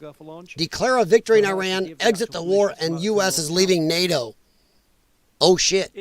It almost sounded to me sometimes. What do you think about that? I don't want to say surprised, but that's the best word I have. Like whoever was saying the thing was like. Turn it down a little more. Do you think we will talk about leaving NATO, and should we? Now, anybody who's watched my channel knows what I think of NATO. So, what do you think about NATO? Do you think we should stay or go? By the way, guys, if you haven't, please hit thumbs up. Share the channel out. See if anybody else wants to chat about this. I'll be on for at least a little longer. My voice is kind of holding up. It's really starting to hurt right now. Thank you.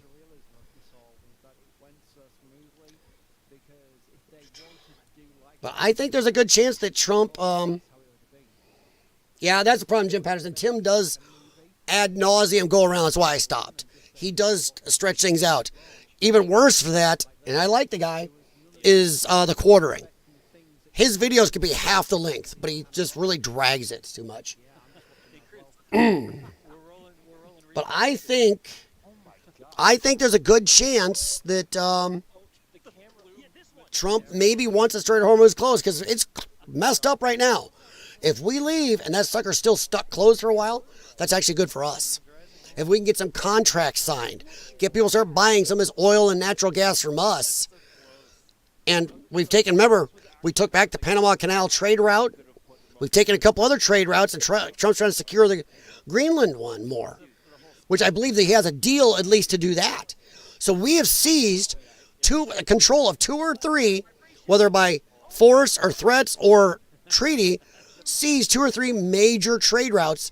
Now Trump goes and gets oil from Venezuela for us, closes down Strait of Hormuz. It looks like he's steering the world to put us back up near the top and keep everybody under our petrodollar system, really. All right, Urbexy. You think NATO should dissolve? I'm honestly of a different point. I don't really give a rat's ass about NATO. I think America should leave. NATO sucks. Every time there's some NATO problem, Ukraine, hey America, come help us. Every time there's something going on, America, come help us. And America, okay, we'll do it. Yuck, yuck. Since we're part of NATO, we'll be there for you. And it doesn't even matter if the NATO nation started the aggression. Doesn't matter. We go. But the one time we ask NATO for help, nope. I would have been right there. See, once again, Trump is too fuzzy.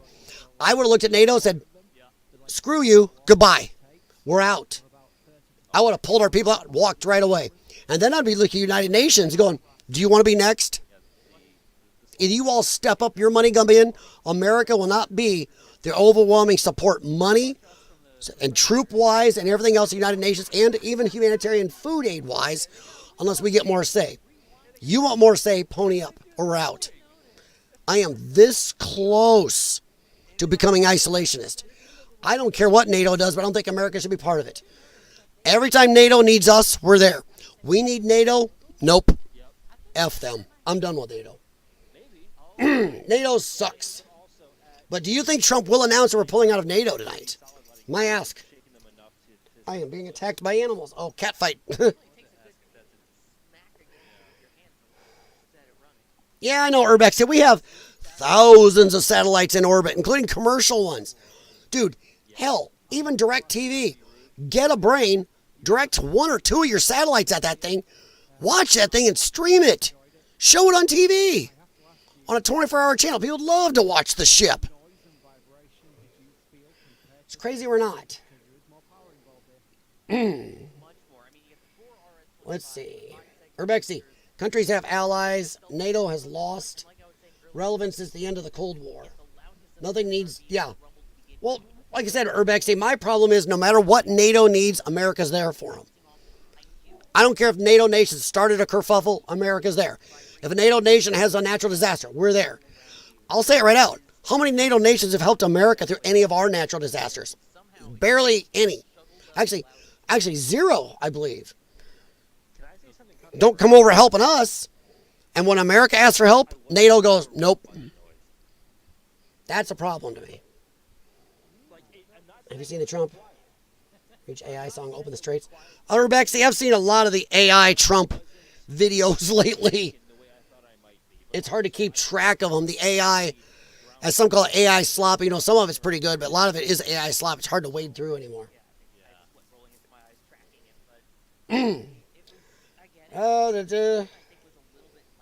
Lee, especially when there's little to no honoring of accords that were set at that time. Yeah, that's another problem. Yeah, 100%.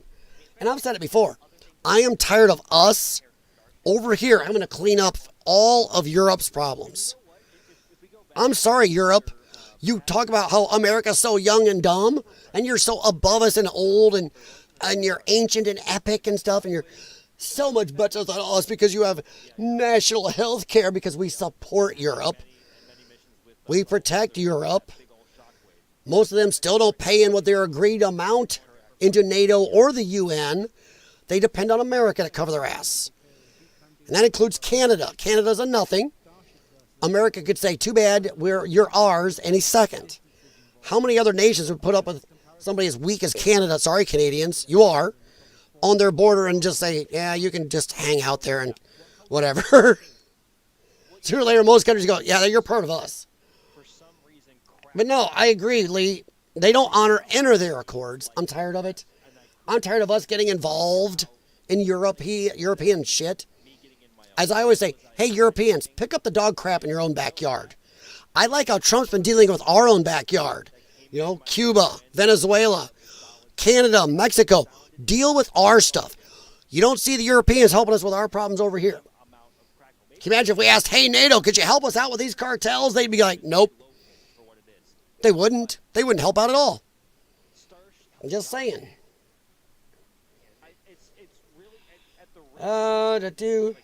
The iron tire issue with Ukraine was a violation of the Moldova Accords, which we should never backed in Ukraine in. Well, I agree, but I don't care. I am tired of us being on the hook for anything in Europe. Seriously. How much has Europe ever helped us over here? Not. Why are we over there? I really like Trump concentrating on what's around America. And a lot of people didn't realize that he's gotten to control a lot of these trade routes. This closing down the Hormuz Strait may not be an accident. Think about it. He really works. As soon as he gets in office, sends Rubio down to tell, Chinese, you're out of the Panama Canal. Done. We got control of it again. It's not ours. We can take it back, but we got control of it. He looks at Greenland and pushes till he gets a deal to help defend them and control that trade route. And then he closes down the Strait of Hormuz. It's not an accident, I don't think. If it is, damn, it's a hell of a good accident.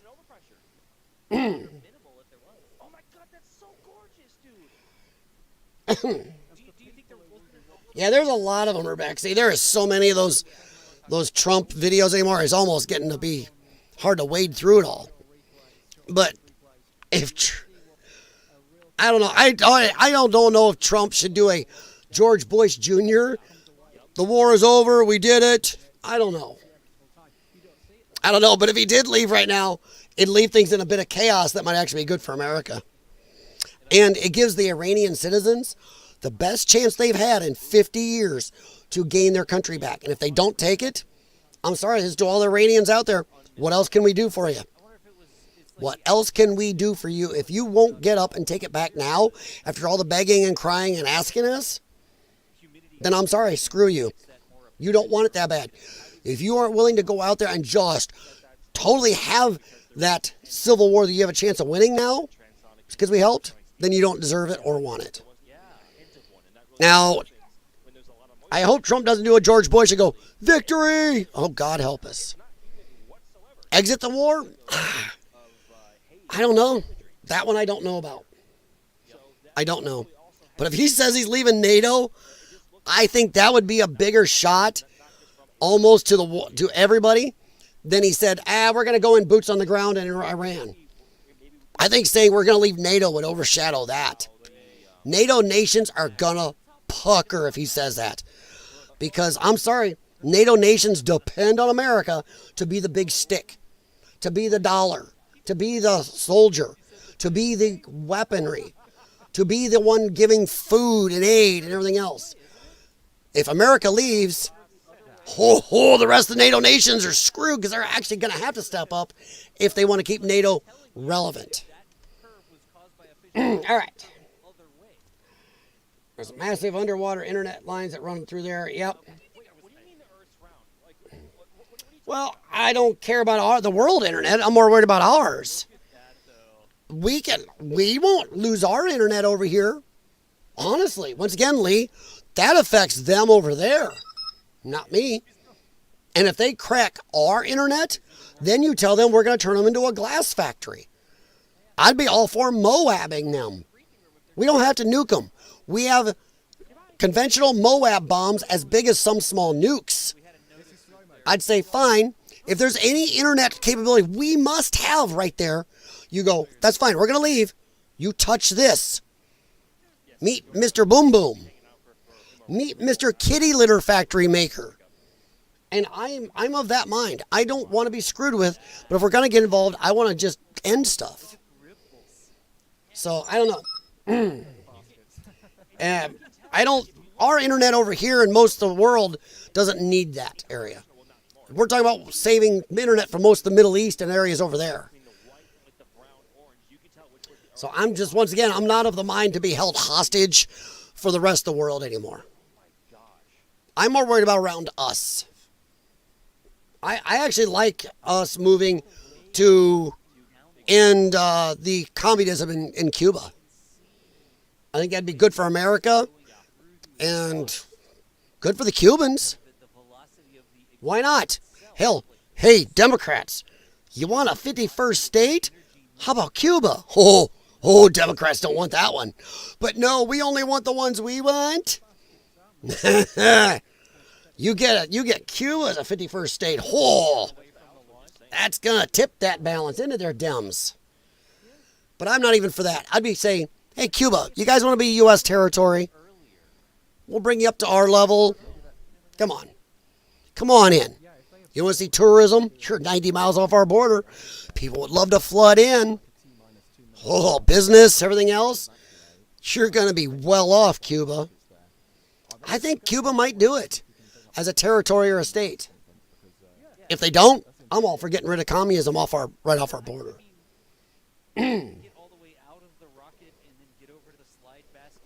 I do think that people better pay attention. The idiots, I know I'm just talking now, the idiots who think that Trump, he's so in Putin's pocket. These are morons who do not realize how much damage Trump has done to Russia, the BRICS nations in general, and China. He's done major damage.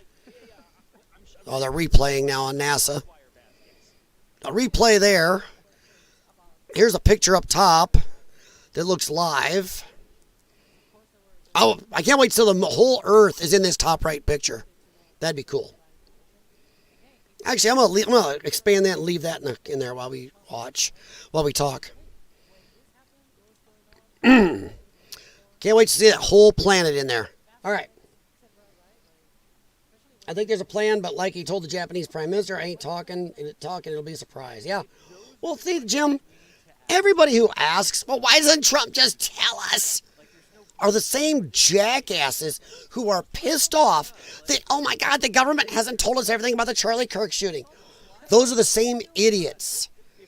Nobody ever comes out and tells you everything before the court case, before everything's done, before you know the investigation's done, if they're still going after people. You never go and release everything for a court case because it also destroys the court case. Well, that's prejudicial. Oh, shit. Then you got morons like Candace Owens out there. Release him. Candace Owens isn't stupid. She knows that bullet fragment thing is not a big deal.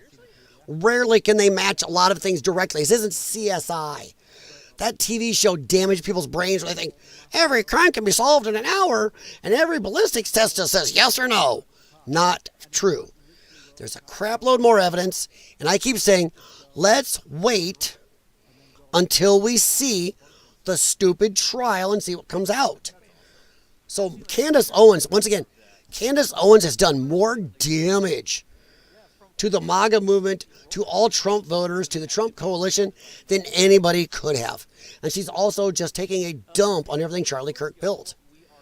This insanity over Charlie Kirk's wife being the new multi-mega, super-duper ruler of the world Antichrist is insane. She's the leader of all the Mossad. She actually tells Bibi Netanyahu what to do because she is Super Jew. I mean, insanity. Candace Owens keeps tearing down everything to do with the Trump coalition, the right, screwing the midterms, and screwing Trump, and screwing over everybody who worked to build Turning Point. It's stupid. And I'm going to say it. She's either just evil or she's a government op, or both. That's just me. Only to buy their cigars. What else they got, Jim Patterson? They got beautiful weather, beautiful scenery, beautiful beaches. Why not? Americans pay for vacation spots. I'll tell you what, if we get the communists out of Cuba, I'd rather vacation there than I would in the shithole that is Mexico, where they just had a cartel war. Yeah, where American citizens were stuck there. They had to hide in place. I'm much more nicer to, hey, let's go down to the United States territory of Cuba than flipping bottom armpit Mexico, where the resorts there are armed, are guarded with guys with automatic weapons. It sounds like a good place to send your kids for spring break. So yeah, you don't have to be anything else. How about just also a good port 90 miles off our border?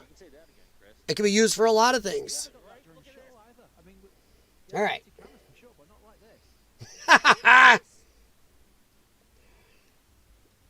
Let's see.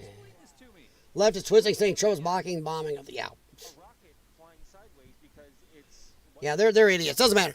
Once again, Trump could cure cancer and they'd be pissed off he put cancer doctors out of work. It doesn't matter. All right, Lee, I just heard Benny Johnson talking about the bullet that hit Charlie Kirk isn't a match for his kid's rifle. It doesn't matter. No, they didn't say it wasn't a match. They said it's inconclusive. See, that's the problem. It's not that it's not a match. It's inconclusive. Means they don't know if it is or isn't. They can't tell. And that's only a preliminary report. There is so much evidence out there that they've given to the defense that this kid's whole defense team is saying they need more time because there's so much evidence. They are barely scratched the surface to look into all the evidence that's being shoved at them. So the bullet isn't the end-all be-all. There are a crapload of murder cases solved without the bullet matching. So the very fact that Candace says that and other people don't latch onto that, are saying that, is because they are sowing doubt or don't know better. A bullet that's inconclusive does not mean anything. It could have come from that gun, it might not have.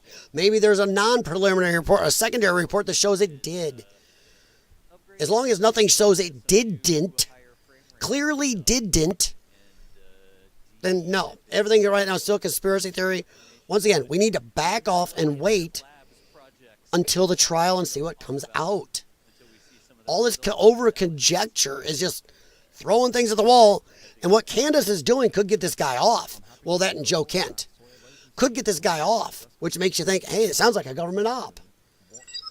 It can not only get him off, but once again, everything they're doing is fracturing. Sorry, I was looking at the moonshot over there. Fracturing the whole MAGA coalition running up to a midterm. Where Candace Owens, and I quote, said, "We don't care about your midterms." Huh.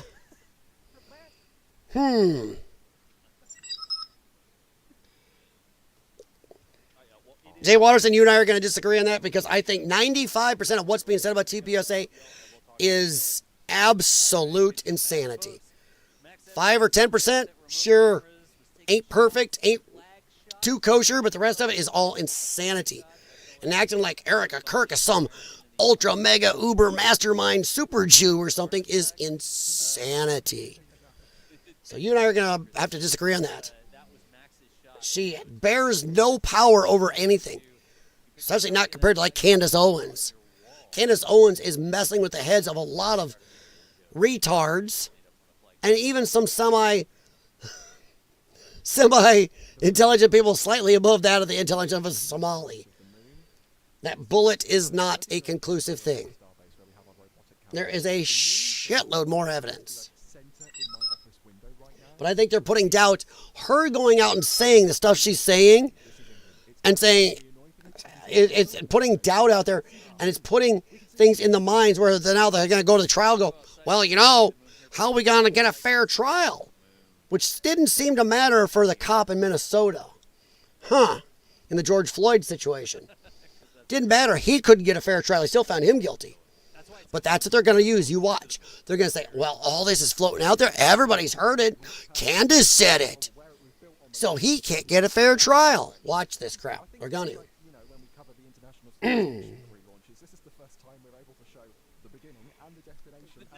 I don't know. I don't think TPUSA is doing the opposite of what Charlie said. I don't see that. I see some things he wouldn't have agreed with, but you're going to tell me that what Candace is doing is better? Candace is destroying everything Charlie Kirk worked for, including the MAGA coalition, which was his big thing. Trump got elected partially because of that guy. He was still calling Trump weekly, talking to him. He helped Trump immensely, and he was removed. He was removed, in my opinion, on purpose. And now Candace is out there sowing then to help and destroy that coalition. I think my headphones shut off. To arrive on the panel. There it is. My headphones need a certain level to be on. Until they could adequately address the, I couldn't even hear it. Okay. But I'm not going to argue TPUSA with you because we're not going to agree. I do not think it's the ultra mega evil that some people are. And Candace saying it is stupid. It's stupid. She is doing everything possible to scuttle these midterms, to scuttle Trump's coalition, to scuttle what we need to happen. She's ushering in the destruction. When the Democrats gain power, she is every bit as helpful to the Democrats as Charlie Kirk was to the right. Every bit. She is the anti-Charlie Kirk. In fact, I'll coin that phrase. Candace Owens is the anti-Charlie Kirk. Where Charlie Kirk built up the coalition, brought people in, signed people up, she's doing the opposite. She is anti-matter. I'm not trying to convince you. I'm not trying to convince you. I'm not trying to convince you, but you're not going to convince me either, probably. That's why I said we can agree to disagree. But we cover all the Starship testing that's happening as well. Who said make it like Puerto Rico? I didn't say make it like Puerto Rico. Moon/Mars project. Puerto Rico makes itself like Puerto Rico. We've tried with Puerto Rico. They keep themselves that way. I don't think Cuba's like Puerto Rico. A lot of Puerto Ricans are very lefty. Go look at it. They're very lefty. A lot of Cubans, though, are more center-right. I don't think it's going to end up a ghetto. Puerto Rico wasn't a communist shithole. Cuba is, and the Cuban people want out. We have tons of Cubans in America that would go back and help rebuild it too. They don't have that in Puerto Rico. It's not a good it is, once again, it's comparing Ferraris to Yugos. Not the same. And we like making friends. We like having more people hanging out with us. In Puerto Rico, they're lefties and they don't try to help themselves. They're very corrupt too. We have tons of Cubans here who would love to go back and help rebuild that country. We have Cuban businessmen here who would go back and make sure Cuba was doing good. Plus, I think it's too close to our border for us to want it to be a crap hole. Space nerds who see replays and go like, no way, sort of stuff. Do things that NASA probably wouldn't be allowed to do on their show. Yeah, Lee, I agree with that. I stopped listening to Candace a little before that because I saw her starting to do insane stuff. Now, whether it's because she is a schizo or she's just evil working for the government or a psyop or something, hey. I mean, nobody can say that. We can say, oh, Erica Kirk, she's ultra mega Jew or psyop. But the same people can't admit that maybe Candace is with what Candace is doing. Just saying. You know, her lawyers work out of the same building as the government. She's married to an English lord. She says insane shit that would just destroy anything Charlie Kirk wanted to happen. If she really honored Charlie Kirk, she'd be helping build the Trump coalition up to the midterms, not going, we don't care about your midterms. And that is a quote from her. She openly let out right there that she is not part of it. She is not conservative, and she never has been if you know her history. All right. But yeah, Lee, I'm with you on that. Candace is either a schizo or she just is a jilted lover or working for the government and wants a cult following. You watch her, she slurps up that attention. Where Charlie Kirk did it for the good of somebody else, Candace Owens does it for the good of her. You can see it, how they act in their demeanors. Charlie Kirk wasn't in it for him. He was in it for others, in it for the country. Candace Owens is in it for herself. I'm allowed, though. Now they're troubleshooting issue, toilet failure on the Artemis. Oh, no. Anyways, that's the whole day. Well, then you got to tell the woman she can only be limited in the bathroom so long. You can't stay in there too long. Over 20 years, we... Sorry, if I turn it down too long, it cuts my headphones off. Like shuttle space nerd forums, right, Chris? That's right. Yeah, a new site forum. Dude, that's a long ways to go without a pooper. Like just a specialist. Gotta hold it. Oh, dude, come on. You cannot tell me nobody farts inside the space capsules in space. You gotta just hate the person who does it, because that is gonna float everywhere in there. Oh, Bob, was that you? And it was a show. No! It's still on our forum to this day. Well, you shouldn't have given me the freeze-dried burritos last night for dinner. Forums which no longer exist. All right. Audrey, how's it going? Just set up a new As site. someone who doesn't have a lot going for them, Give you some, you know, being something born in the to- U.S. to is go one of my because biggest it's been forward achievements, time to float the special and a operators huge said, deal you know, we'll get you deal to prepared me. for it. Good. It should be. And, And I don't even know your political leanings. Good. It should be. I'm actually happy to hear that. Because in the early days, because it got linked by USA Big Today. achievements and a huge deal to me. And So USA Today I gave want us to a keep hard citizenship link away from back as to many our people as site. possible. And it just I'm not sure about keeping it away from as many people as possible. How about we keep it from? We keep it to people who care enough about our country to come here legally. If your first foray into coming into America was to break our laws right away, I don't think you want to be an American. I'll say it. We actually bring in more legal citizens than any other country in the world yearly. But then you let in tons of green cards and other work visas. We are an extremely generous nation. So if you can't take the time to come here legally, I'm going to go with you, Audrey. Those people, I don't want you to have citizenship. Screw you. You came here and you've been here illegally for 10 years. You could have become legal anytime. Then we catch you as you're finally going to court. Too bad. Too freaking bad. You didn't care until you had to. And these kids are flying Mexican flags. So, Audrey, I think I'm going to agree with you mostly. And welcome, by the way, again, if I didn't say that already. I don't think American citizenship should be cheap. And I'm going to say that about Urbexi's country. I'm going to say that about Andrew, I don't know if he was still here, his country. And Study Boy was here from New Zealand. I'm going to say about all your countries, your citizenship for your country should not be a cheap thing, easily given away and acted like it's owed to everybody. And leftists in America think it's owed. That American citizenship, we owe it to the world. That is insane. Citizenship to America and or your countries should be worth something. It shouldn't be easy. You should have to work for it, learn about it. Come here legally or to whatever country legally. Whoa, moon, blue, look at that. But it shouldn't be just handed out like Pez. And I have a problem with that. Lefties act like, our citizenship is nothing. Millions have died for that.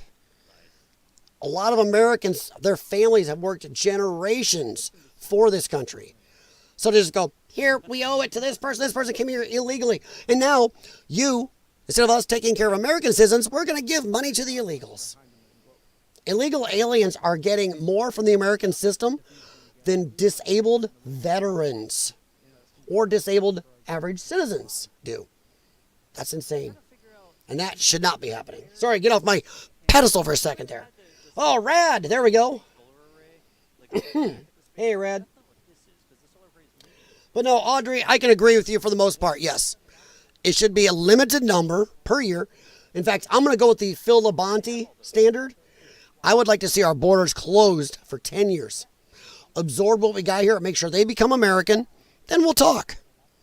I want closed for 10 years. Plug the European thing into the American thing. That's what I have on all my outlets here. But that's me. I know some people here don't like Phil Labonte, but I actually do. But I like his plan. I actually think Phil Labonte at times is better on that show than Tim Pool is. All right. How you doing tonight, Rad? Or, well, tomorrow for you. Or Bexy, 10 days, 4 dumps per day. That's 40 bags of turd to carry an airtight bubble. Space flight suddenly seems less appealing. Yeah. And they can't eject it in space because the turds will super freeze. And then you just created poop missiles in space.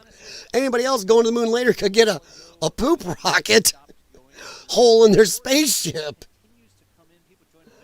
Talk about the fit hits the shan, huh? Candace went silent for a little while after Charlie, and then when she came back, she was different. She went nuts after Charlie. Ooh, what's this? Amit Kshatriya, Acting Associate Administrator for the Exploration System Development. We'll see if they ask anything good Dr. here. Lori Glaze, and Director of Flight Operations, Norm Knight. All right. Back Administrator off Isaacman will give opening remarks, and then we will open All the right. floor to questions. If you are dialing in to be with us here today, please press *1 to get in the queue. And with that, Administrator.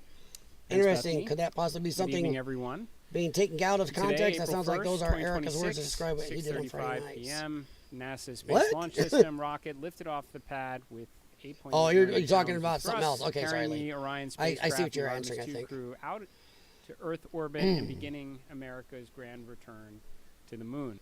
No, I don't Now, think. about I 51 think. minutes I into think the flight during a planned Candace handover is always between dirty. satellites, She was the Orion never a spacecraft conservative. Underwent a communications issue, leading to a Here temporary we go. partial loss of comms. The uplink from Capcom to the crew was being heard by the crew, but we cannot hear their responses for a brief period of time. There were no issues with the vehicle itself. Comms with the crew have been restored. We're actively working the issue, and we'll keep Ground control to Major Tom. Eek. you informed. The Orion spacecraft has successfully separated from the core stage, and its solar arrays have been deployed as planned. Soon, the crew will execute the apogee raise burn, placing the spacecraft into a stable, high Earth orbit as we prepare for the translunar injection and the journey to lunar space. NASA astronauts Commander Reed Wiseman, pilot Victor Glover, mission specialist Christina Koch, and Canadian Space Agency mission specialist Jeremy Hansen are safe, they're secure, and they're in great spirits. We will continue to monitor their health and the status as we move into the next phase of the Artemis II mission. You know what I wonder? How many of you out there can see the spacecraft with a small telescope or maybe in binoculars at the moment? I mean, it's barely out of our atmosphere at the moment. Seriously, I'm just asking. Wouldn't that be cool? You could look up and go, whoa, there it is. And our international allies. I want to personally thank the ground crews, pad controllers, the entire workforce here at Kennedy Space Center. This mission belongs as much to you as it does to the crew. The crew is now in the capable hands of Mission Control Houston, the Johnson Space Center, where teams will guide Orion through each phase of the mission with the same discipline and precision that has brought us to this moment. We've certainly been here before. We know the challenges ahead. I'll catch up a in a minute, lot guys. of Just listen a checkouts little to bit of get this. through before TLI. And when, if all goes well, everything is go, Artemis II will be moonbound. You have our commitment to keep the public as informed as possible on this. So they're still not actually moonbound. They're in We will orbit or celebrate just out of Luna's orbit. crew. We will hold our So, celebration until this curious. crew is under parachutes. Well, it depends where you're at, Lee. It's dark where I'm at. We're getting dark. Where I'm at, it is 7:18 p.m. We're almost dark. You're in the room if we have any takers. We'll start right up here. So maybe they can still abort, stop in orbit, and go, look, To we all of you launched. on a successful launch so far. My name's No, Jim so Siegel. far. I'm with Florida Media Now, and I'm curious about when the astronauts will have their first meal on this mission. And secondly, is somebody on the Earth back in Houston or somewhere keeping track of what they eat during this entire mission? And They know everything they how do eat. they go about doing Who do you that? think they tell packs them the what to eat, or ships? they kinda They know everything on that thing. What? Well, let's see. The first question is, what time is dinner? And what's the meal? What's the dietary plan? Does somebody know what they got? Well, yeah, they're on a bubble. Somebody had to pack that. I'm sure there's a shipping. Let's see, 8 lasagnas, 3 hot dogs. Oh, who wanted the Neapolitan fried, dried ice cream? I mean, come on, they know. My God, that was a question? They're going to snack. They probably have some prepositions. What are we doing here? This is stupid. We're talking about, are they going to have a Snickers bar? Can use if they need. Come on.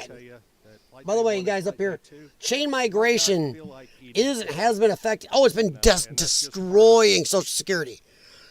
All illegal immigration in general destroys Social Security. It's decimating because these idiots get on it. And that is just sucking the plan dry. So right now they're working hard. It's insanity. And I love how Democrats, the Republicans ready to destroy Social Security. Dude, the Democrats are the ones that took Social Security and put it in the general fund. Look that crap up.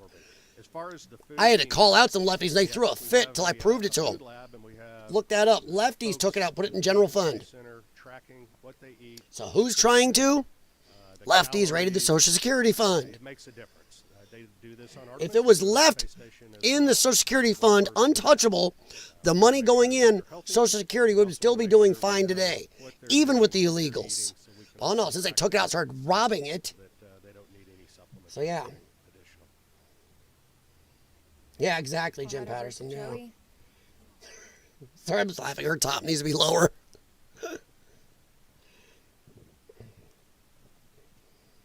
Does Ryan meet the alien in this dream? I don't know, man. Jared or whoever wants to answer, how were you able to resolve the communications issue, and do you have any guesses as to what might have caused that? That's funny, though. And was That there any movie's doing part of good. the mission so far that appeared off nominal, or is everything looking good? Just curious to hear. Well, they lost communication they just talked about, and their toilet was having an issue. Why are you asking what we already know? Try something new. On the comms issue, and I don't know, there may be someone here that has a little more detail. We learned about dinner. This guy's asking something we already know the answer to. Who let these people in? To trying to really understand exactly what was going on there, but it's restored, which is important. Let's see. I They will stop off at the fly-through and get KFC. Sometimes that's squirrely. Oh. Ground configuration, you gotta get that right. So hopefully. Yeah, Jay Watterson, I've used binoculars in my yard at the right time and caught a few of the rockets on binoculars. Yeah, you're not seeing, whoa, up close. But I was able to get binoculars and see it. It's like, wow, that is cool. And I do have a small telescope. If I could hit the aim. With the toilet when they spun it up, so we gotta work through that. That's going to take maybe a few hours. Dude, the toilet is more important than anything right now. Fix the toilet. Gangs of tanks. It's supposed to be open to ensure. Come on, especially since there's a woman on board. They can't hold it. When you shake the thing. I'm just saying. Happen, so they're going to reset the valve. And then they had a recurrence of the. Yeah, Jim Patterson, if you get it, there's apps on your phone. I used to have one that would show me when certain satellites were going over. And I think you can find the same for SpaceX and NASA. That they show when it's going to go over and where. I'll show the path. Hell, Jay Watterson probably has 50 of those on his phone.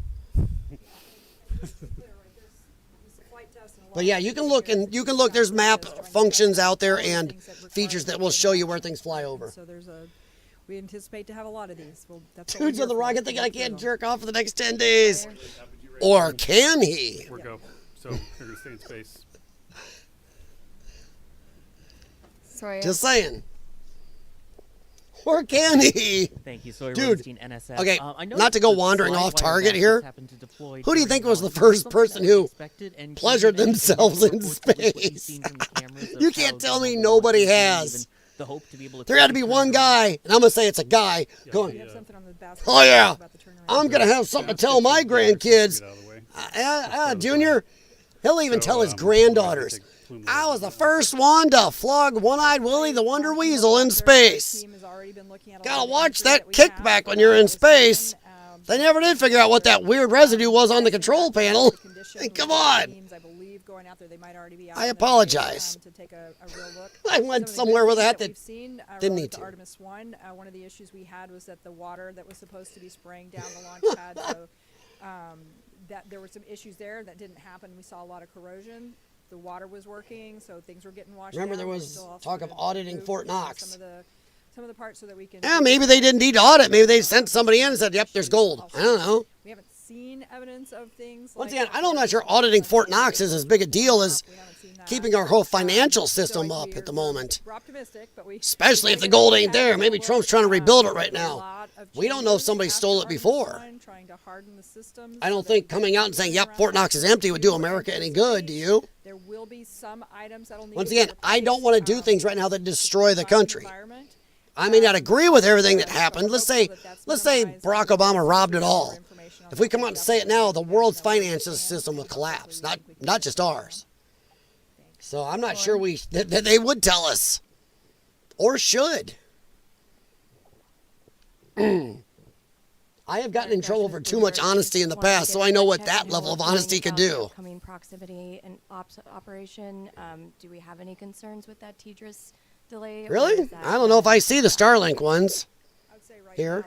You must be in the right position. See Starlink. Haven't heard anything that's keeping us from that, Norm? No. On track, ready to go. Victor Glover's going to be flying it. Reed's going to be working the procedure with him. And cross-checking, and Jeremy. Hell, I've even just taken binoculars, gone out and look at Mars or Venus when it's visible. It's really cool. Hell, just binoculars at the moon is really cool. We'll go right over here. Oh, that poor dog. Poor Laika. It's Bert Dick from Ad Astra Magazine, National Space Society. Just wondering if the astronauts reported what the ride was like to work. Exactly, Rebexy.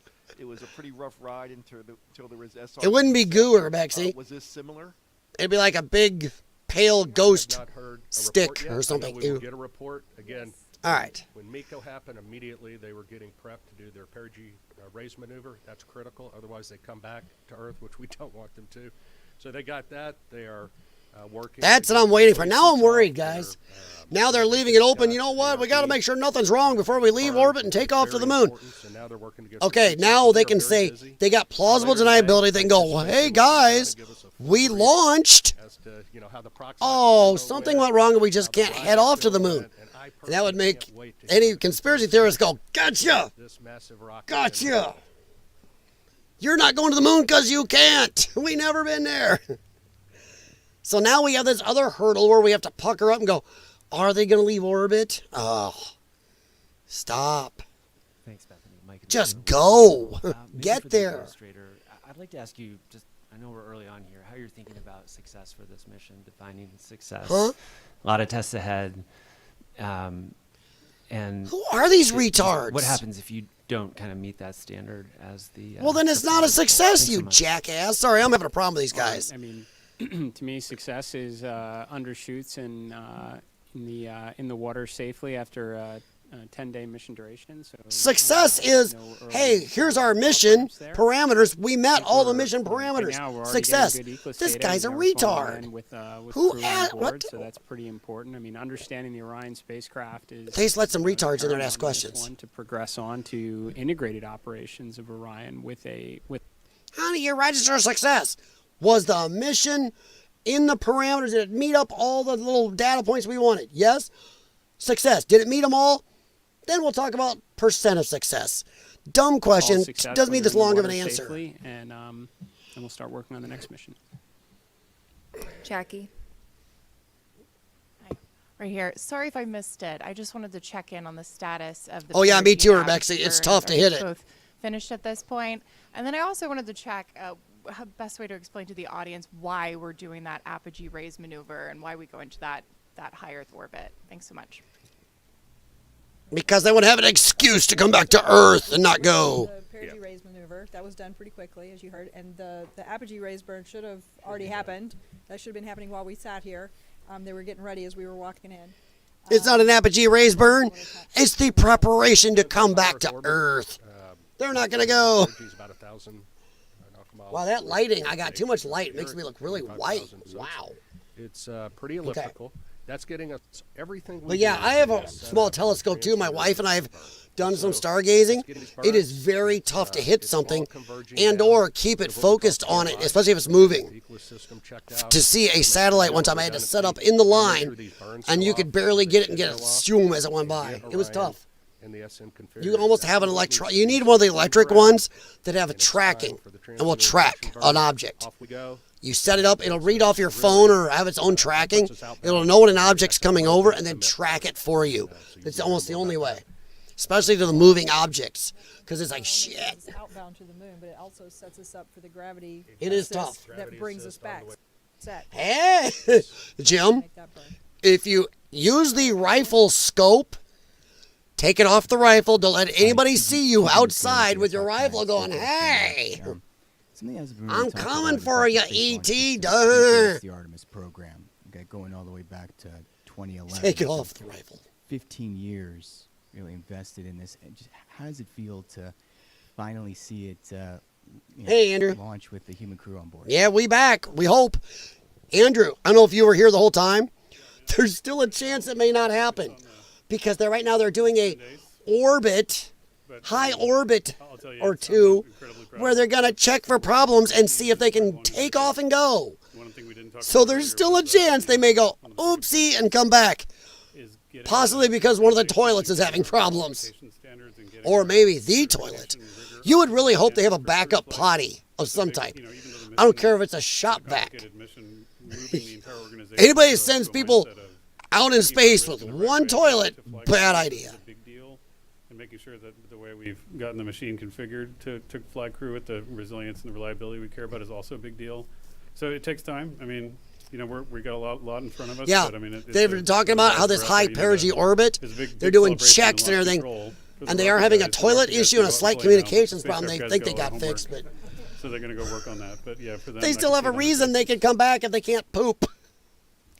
Dude, if they got to come back because the toilet issue, that is a real shitty excuse.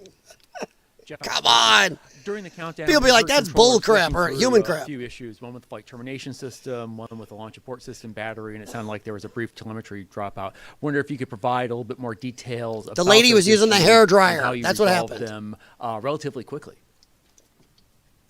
Yeah, so Jeff, the FTS issue was we were doing an end-to-end test. We typically have to confirm that we can get a signal from the range to the. The toilet problem was already fixed. You know what it was? Jiggle the damn handle. Come on. Did they really need 3 engineers at NASA? Artemis, jiggle the handle. No, jiggle it. Yes, no, jiggle the handle. Good? And tell the lady up there, turn the hairdryer off. Oh, now the comms work. We had thought about getting a receive-only box that we had in the VAB and shipping that over to Patrick quickly so they could do it, but they were able to fix it on the fly over there, so that was good. And once we knew we could confirm the end-to-end loop of that command, then we didn't need that receive. We don't need to do that test more than once. I'm with you, Andrew. I don't like to go use the public restrooms. So once we confirm I will that hold there, it. then we met Do all the of our duck public walk. safety Come back rules. in my house. Use my So the, bathrooms. launch abort I'll system, pee in public bathrooms. I don't we want had to sit on a toilet batteries, seat. 2 batteries, in there. several temperature sensors on both batteries. We had one poke out of family. We want to make sure all of them are tracking within certain limits, but we could confirm. You given have the too much locations of the data. Temperature sensors on where they are on the battery itself, that the reading was instrumentation because there wasn't a credible. They have physics-based too much explanation data. This is the problem with modern stuff. The old spacecraft, come on. It was manual switches, analog. It was stupid. Didn't have all these sensors, and they went. They had, let's say they had 50 lines of data to launch that thing. Okay, these 50 look good. There's another 1,000 they never got to see. They still launched. These people have 8 trillion lines of data, so they see one little hiccup that nobody would have cared about before. Go, well, you know. Going back and forth when we realized Stop being wieners. And yes, I know I don't want anybody to blow up on the way up. I get it. But when it's something minor, when you have 8,000 backups, just having 1 out of 8,000 backups go down, ooh. Let it go. Right, Riker? Big dog. What's up? We're not sure what issue you're talking Monkey. about. Come here. Address. Come here. Up. Come on, up. Oh, there's our big boy. Hello. Hello. Two people outdoors. Big boy. And I thought that was a lacking. You big moose? The Karen feeds you, I bet. You tried unplugging it and plugging it back in, yeah. Thank you for that information. Well, don't unplug the whole ship. That would be bad. Right back here. Turn it off and turn it back on. Yeah, the Indian space line, yeah. Thomas Moore, Sky News. Administrator Isaacman, as a fellow astronaut, what were your Just orbit feelings with the poo backing up, it's for the fine. crew rising above Pad 39B, and do you feel that extra sense of responsibility for the crew as they head further into space? I certainly felt that it would be, just from, I guess, my perspective in it, that I don't know, it is far less stressful to be strapped. When into is the Trump box on than tonight? To be responsible for it. Yeah, that's here a on good Earth. point. Shit. So I definitely had those feelings quite a bit. But, you know, you derive a lot of confidence from the process that leads up to this moment. I mean, literally the army of people that came together across NASA, all our contractors, all our partners to prepare for this, every step that leads up to it. This is what I, you know, was really honestly going through my mind through it, is all the testing that goes into it, the integrated testing, the flight readiness review, everything that goes into it. Donald Trump is going to make his address at 9 p.m. Eastern Time or 8 p.m. my time. That's about 25 minutes from now. Maybe I'll try to stay on. I may have to go use the restroom. Sorry to the people in the space capsule in case your bathroom still isn't working. Jiggle the handle. I may have to go jiggle my handle in a minute. It's supposed to be 20 minutes long. I might be able to stay on for that if you guys want to.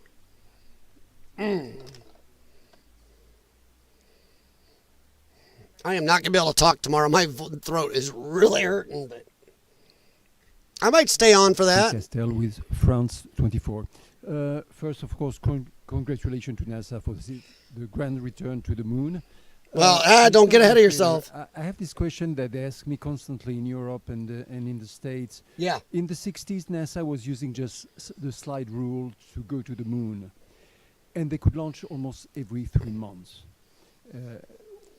What, of course, they had more money probably, but what happened in 50 years? Was And less is it so technology. difficult to make it again? What has changed? Thank you. Well, for sure, we knew. Look, it's a very fair question. I know I a say I lot may of have to go to the people ask it, restroom not here just in your if I'm going to country, do but, that. Here in the United States, Maybe grab certainly another drink financial for my resources are throat part of the to keep equation. going. NASA's budget, if I recall, was somewhere between 4 and 4.5% of the discretionary budget during the space race. You're probably right. You probably look at it. Percentage of that. Says communication And, specialist I mean, on to be it. very honest with you, I think competition. If the is a comms factor in fail, this they as just well. yell out. He can hear it. You know, it's a great way to. There you go, Andrew. Damn mobilize right. the resources of a nation and You can probably hear what they're saying with those ears. Yeah. I'm gonna turn this down 'cause I don't think I can get in trouble watching NASA. NASA's government funded. I don't think you can give me a strike for my government taxes like C-SPAN. C-SPAN is paid for by the American people, and so is like PBS, public television. That's why you're seeing us. We can watch public television stuff and do whatever you want because it's Back ours. to the objective and do it with a So, great yeah. coalition across the NASA workforce, our contractors, all our partners. All right, that give come me a few together, minutes, our guys. stakeholders and I'm gonna let my Congress and screen up. administration who came here. Actually, to hang witness on. This launch is because they know we have competition, and this one. I will This one's try going to be install my going to be backup close, and I moderate think as a person result, here. You're going to see, And then I'm a going to lot use the more restroom, grab a progress, drink, more and I'll be so than you back. have in the, So I would since say, when this was go let it out, done bring it in, whatever you need to do, and we're going to come back here in a few minutes. But I'm going to let him talk. Scooby will take we're gonna over. bring the Yes, world I along have a with us. Scooby-Doo also. We're going to take a couple of phone bridge questions for just a moment. Reminder that you can join by pressing *1 to get into the queue. We're going to start with Will Robinson Smith from Spaceflight Now. Will Robinson? Did you hear that? Everyone on Will our Robinson, his signature last name is so far. Smith, like Dr. Smith from Lost in TLI Space. burn tomorrow. You can't pay. You At can't. what No, point no, during the no. day Will the team conduct a poll on Well, readiness actually, to proceed into the there we go. TLI? And Put what my are the main scanner box criteria down, that my you'll be launch assessing to make scanner. that final determination? Thank you. There. Okay, well, the TLI All right, now we burn, look official, actually guys. happens about the time that launch happens. So there. it's 1 day into the All right, mission. everybody. So tomorrow. Bathroom break, Eastern time food would be break, about snack break. 6:35. Be back in a few minutes. We'll do Obviously, Trump's those burn address. times can change, so check that before tomorrow. But what are the teams looking for before TLI? We're looking to make sure that the life support systems work, that the vehicle's healthy, the life support systems have been checked out, they're ready to go. We assure that those are functional because once we commit to TLI, they have to function. And so we want to make sure. So that's why we spend a day checking out the systems. Ascent is, you shake, rattle, and roll a little bit, the vehicle. You saw that today. And you can imagine what that does to the systems. The systems, though, are performing very well. We anticipate that they continue to, but we want to get some track record on them before we do that. We also want to make sure we have redundancy in the system for comm, for environmental life support, propulsion, those type things before we embark on that TLI mission. So that's what the mission control team in Houston will be doing tomorrow. Jeff Radigan and his team, as the lead flight director, will be well into that. The teams are well versed on it. They have trained for it.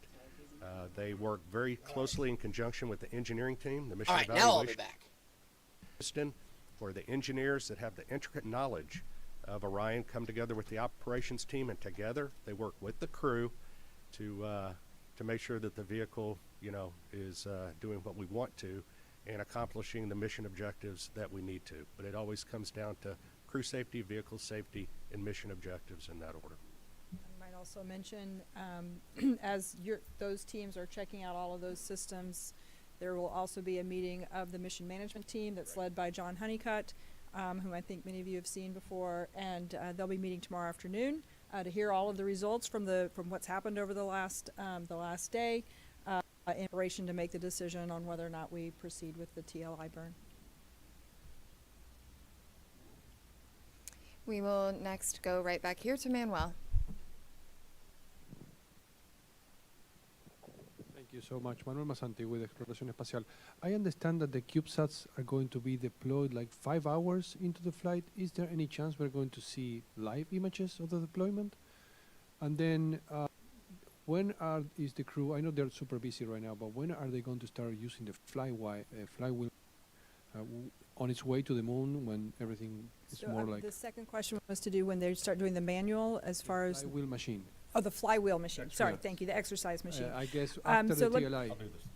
Yeah, I'll hand that to you, but I can answer the CubeSats. So the CubeSats are installed in the Orion stage adapter, which is a part of the upper stage piece, right? So once Orion separates from the upper stage, we'll do the ProxOps demonstration, right? And then Orion has cleared and we're away, then they will be deployed. So Orion won't be there to take images of them, and once they are deployed, they each of them have their own plans for being able to communicate back down to Earth to various ground stations. They have their own communication plans, so we'll start to get information back from those individual CubeSats. So that's kind of the plan and the path forward on the CubeSat deployment and what you can expect.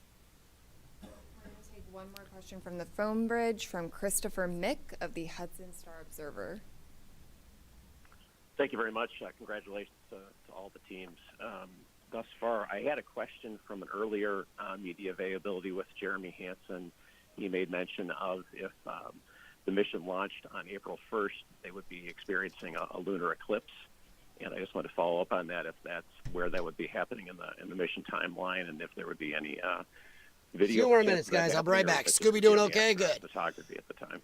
He's good backup. You may have to answer the question on whether or not there'll be the availability of the what kind of real time. I'm not sure what we'll have there, but the crew will get to observe the eclipse.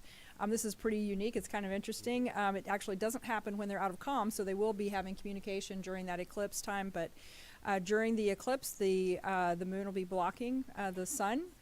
They will be able to see the sun's corona, which is kind of cool. So they've been having a lot of science lessons over the last couple of days to learn about that and the eventuality that we actually launched today. So they're prepared to make those solar observations. It'll be a pretty cool and unique opportunity. I'm sure we'll get some images down at some point. I just don't know if they'll be live. Tarek. Thank you very much. Tarek Malik with Space.com for the administrator. There have been a lot of comparisons of Artemis 2 to Apollo 8, a pioneering mission, daring, that sent astronauts on an untested crewed vehicle around the moon.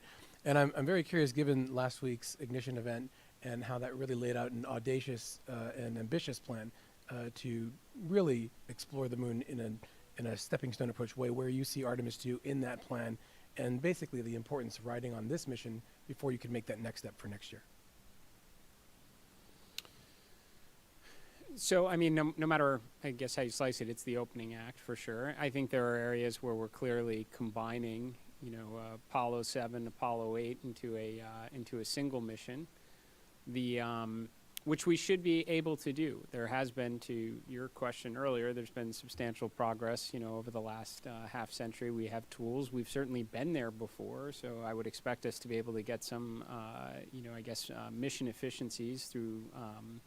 But I would say that what we learn from this, for sure, will inform how we think about Artemis 3. Now, there's certainly big picture objectives in that. We'd like to get the lander together. We'd like to test that out in Earth orbit before we go to the moon with it. But if there are things that we don't see, maybe it is comm-related issues, then we're going to try and fix those. And then we're going to want to validate that on the next mission as well. So, and that should be the idea, right, as we progress forward.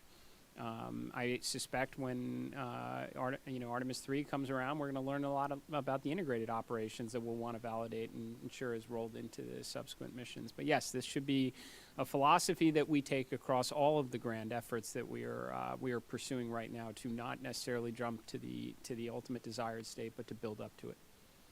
I'm going to jump right up here.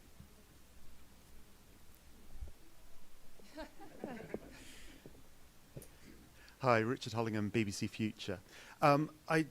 Related to Apollo 8 in a way, really. I just wondered what plans had gone into a new Earthrise image. A lot has gone into the aspirational nature of this mission. Have you a plan? I assume you have a plan. What is the plan? Oh, go ahead. I do know that the teams have been looking at what the opportunities might look like. They've looked at the different launch dates, and so I know that they're really going to try to make that happen. I can't give you a confirmation on that yet, but stay tuned.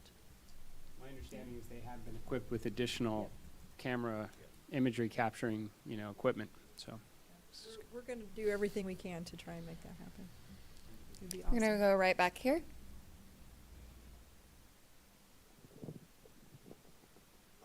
Thank you. I'm from a Japanese news agency, Kyodo News. My question is to the administrator. The United States and China are competing over moon development. What significance does today's launch have for the U.S. and NASA? Thank you. Well, it's certainly an incredibly important step. I mean, this is the first crewed mission into this environment in more than a half century on a rocket that has never flown human beings before, along with a spacecraft. So it's incredibly important because we're going to learn an awful lot from this to inform subsequent missions. So yes, this is the beginning. I can tell you, having had an opportunity to speak with the Artemis II crew after the State of the Union address, we talked a lot about what we wound up sharing with the world at the Ignition event about adding additional missions, accelerating production, building out a moon base. I think it was very energizing for the crew because they knew that they were, this is a risky mission for sure. Any type of new test flight mission going in this environment is going to be challenging, and they knew it was building up to something bigger. And I think that it was very helpful for them in that regard. So, and certainly it was very helpful for me to hear their feedback as well. I would suspect a point or two wound up in the Ignition event from them. So. We're going to go back here to the white shirt. Thanks, Denise Chow with NBC News. I think for Lori or Norm, I'm curious what you anticipate could be some of the biggest challenges over the next few days, whether that's from a spacecraft or system standpoint or crew workload. I'll jump in. Flight day 1 from a crew workload is pretty tough. Between now and TLI, we're working the crew really hard. In fact, when they go to sleep tonight, they're woken up in the middle of their sleep to do the perigee raise burn, and so their sleep's disrupted. They're hitting on all cylinders. They may not be feeling well. On top of that, so we know that flight day 1 and flight day 2 up to TLI is really good. We know it drops off then, and so going into this, we trained for that. We did simulations for this. We put the crew in exactly that state. Now, they weren't on orbit. They probably were feeling great. But we got a good gauge, hey, are we working them too hard? And the mission control team is great because they're watching the crew constantly. They're watching their performance. And we also have a crew that's very good at saying, hey, enough's enough. And so together, we will make certain that we're doing everything in the best interest of meeting the mission objectives, making sure that we're not working the crew so hard that, they make mistakes or something of that nature. And again, we work as a collective team going forward. So this is our best opportunity, and they may add more stuff to the timeline before it's all done, and they may take some stuff out if we need to, but we adjust all the time on those things. So that's leading up to TLI. That's probably one of the bigger challenges, making sure we get those done. I'm going to go right up here. Hi, Robert Perlman with CollectSpace.com. For the administrator, you mentioned the 53-year hiatus, and in that time, now most of the world's population wasn't alive for Apollo, like I think you and me.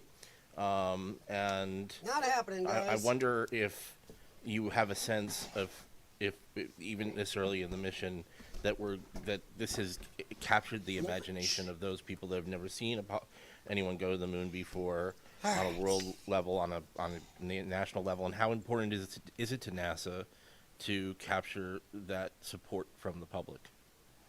Yeah, I've said it many times. I absolutely, I think it's foundational for what we do here at NASA to inspire. It should be a component of every one of our missions. No, you can go away. I'm not giving you my snack. Nice after try. Artemis II, you're going to have all right, I'm missions kind of that are back. going to dress up as astronauts for Halloween. We want to inspire and Riker, go create away. interest, You are in not the next getting my generation snack. to grow up and contribute Nice to this try, though. endeavor. Now, how have we done so far? And Think I got the right captivating can, world's Koozie? interest in America's return to the moon. I don't know. You have to tell me. We've been I think rather so. busy the last couple hours. My big dog I is would down say, here and I 'cause he felt wants this my way going snack. into it, that when we got down to T0, a lot of people would be All right. paying attention. I suspect when some of the Let's see imagery here. starts to maybe come back from the moon, that's You're good to use that's NASA gonna contents further public bring domain. Yeah. people into this Yeah. story, NASA, right? And then we bring public them home television, safely, and we C-SPAN start are all preparing for public the, domain. the next chapter in the We pay for it. Grab me yeah, a I think soda this here. question is extremely important. Actually, I think my people, Aldi soda. Despite, some of the commentary up to now, how many people really know? Where I we're don't going buy to brand name right now. I It's bet expensive as now, crap. A lot of people do, and I think Elon gonna need to go save him. Yeah. as the mission proceeds. Ooh, yeah. Jax is actually upstairs with catnip. Go right here. He's catnipping right now along with the other cat. My big dog is right here, hoping I'd give him one of my meat sticks. Robert Coppinger, British Interplanetary Society's My case headphones for are that off, that's magazine. why. Dummy. Commander Wiseman said during the Crew news conference in September last year that when Andrew. they get off the planet, they may only spend 3 or 4 days. Yes, I washed going my around the Earth. hands. What sequence of events would need to happen for that Oh, to yeah. occur? I was quite surprised. Dude, with lungs like mine and health like mine, you learn sanitization. Scenario. I know you all talk about it being. In fact, not only do I wash my hands, I use sanitizer. We actually own bottles of hospital sanitizer around here. Got a bottle right under there. Little white and green bottle you see in hospitals. Here, but the question is that the commander talked about one of the alternate missions where they maybe would stay in Earth orbit for 3 or 4 or 5 days. Yes. That sort of thing. What would need to happen So for one that of to- the scenarios that would have No. led to that is if for some reason during the launch that the SLS did not No. quite deliver us to where we needed to be, or the upper stage didn't deliver us to the orbit that we needed to be in. That would have been one of the scenarios. I think that's probably the main scenario that would have ended up in that one of those kind of alternate missions. Yeah. But I don't think we're gonna need to worry about that, hopefully. But the Depends other on what thing is country if you're for in. some reason able to stay, but we're not able to do the TLI burn, we would stay in. All right. So there's a couple of scenarios where that could happen. You're right back here. Hi there, Joey Vars with the Gabber for anybody. In the weeks leading up to the launch, we're talking about some of the distance records and altitude records and speed records that would be achieved. Whoa, that were crazy contingent eyes. On the specific day and time of launch. I was wondering if we had a better concept of what those might be now that we are successfully off the ground. Thank you. That's a man. How Well, fast based did it on go? The predicts right now, assuming all go as planned and the timeline is that. Yeah, I have some alcohol sanitizer in the downstairs bathroom. Day 6. But my wife has to be careful because it's got vitamin E in it. She can't use vitamin E on her skin. I don't know. She's 18 allergic. hours, 18 and a So I half gotta be hours careful to if I get touch her a that certain amount of way time after. closer, because burn durations and things like that matter. Excuse me, Reich. But that's where we will exceed or beat the Apollo distance record. Or at least that's what I believe that's going to happen. So that'll be an exciting day, and we'll stand by. Now, to this is see, what I have. What transpires. All the hospitals around here use it. At least University of Right here. Iowa does. So does a lot of doctors' offices. Hi, Hey, I'm babe. Hanju Yang from Kumin I am. Daily in I can South you want me to turn the Korea. captions on? And first of all, Hang on real congratulations quick. on today's successful launch. And my question is for administrator. And this mission also carried a Korean satellite on board. From your perspective, why does a crewed lunar mission like Artemis 2 matter not just for United States, but for the global community? If it works. I think we say often that when we undertake these type of endeavors, we never go shouldn't, alone. but- We go All with right, let me go check, our see if, international, partners. President's We have a live. Hang on, Canadian guys. Space Agency, I think we're going to head over to pause.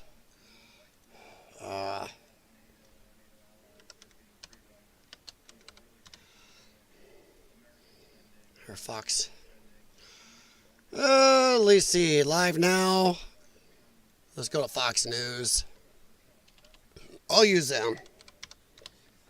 Either that or we go straight to the government feed.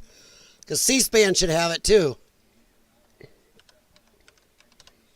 Once again, public domain. All right, let's see what happens. Oh, C-SPAN still got NASA on. Okay. And let me know if there's any interference in the background, guys, because my wife is actually down here in the den watching off camera on the TV. She's actually wrestling with the dog back there.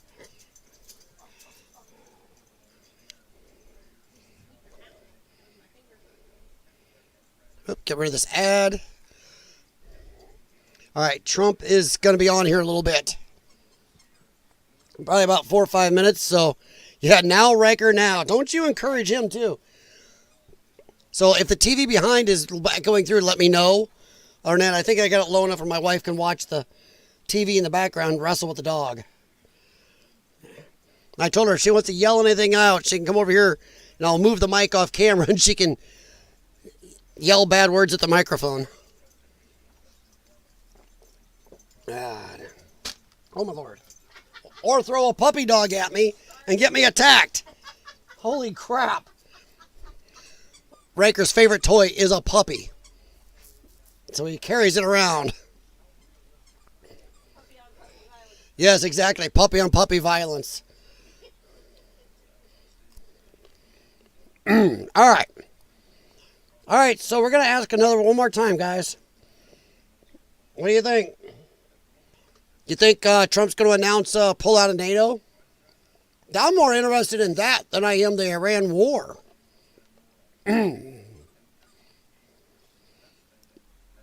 Probably got another 4 or 5 minutes to get your bathroom breaks and snack breaks. Do me a favor, please share the channel out, like, subscribe, bring somebody else in to chat too. I'll reboot that. My chat on that screen's acting up. There we go. Hey, that's better.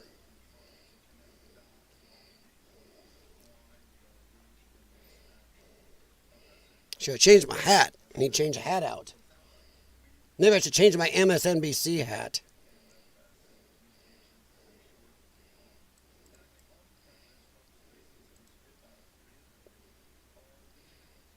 Okay, let's see here. Ooh, I give myself a thumbs up. I wonder how far behind this really is. I never get to know. Well, I don't think I got Fox Now is behind me. I got C-SPAN here. If anybody's got a stream they like better, I will hunt it down if you like. Let me kick back to NASA. So you're still answering questions.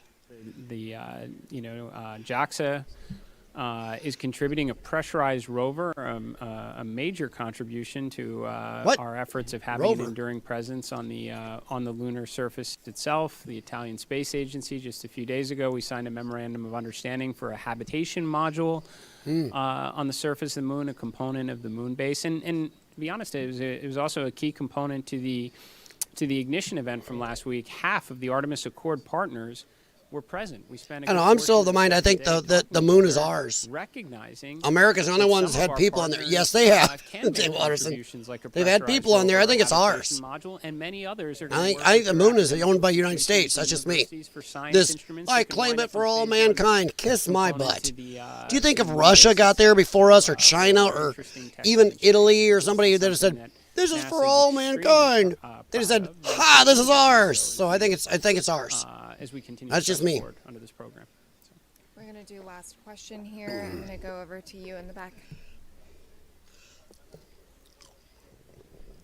It's Paul Brinkman, Aerospace America.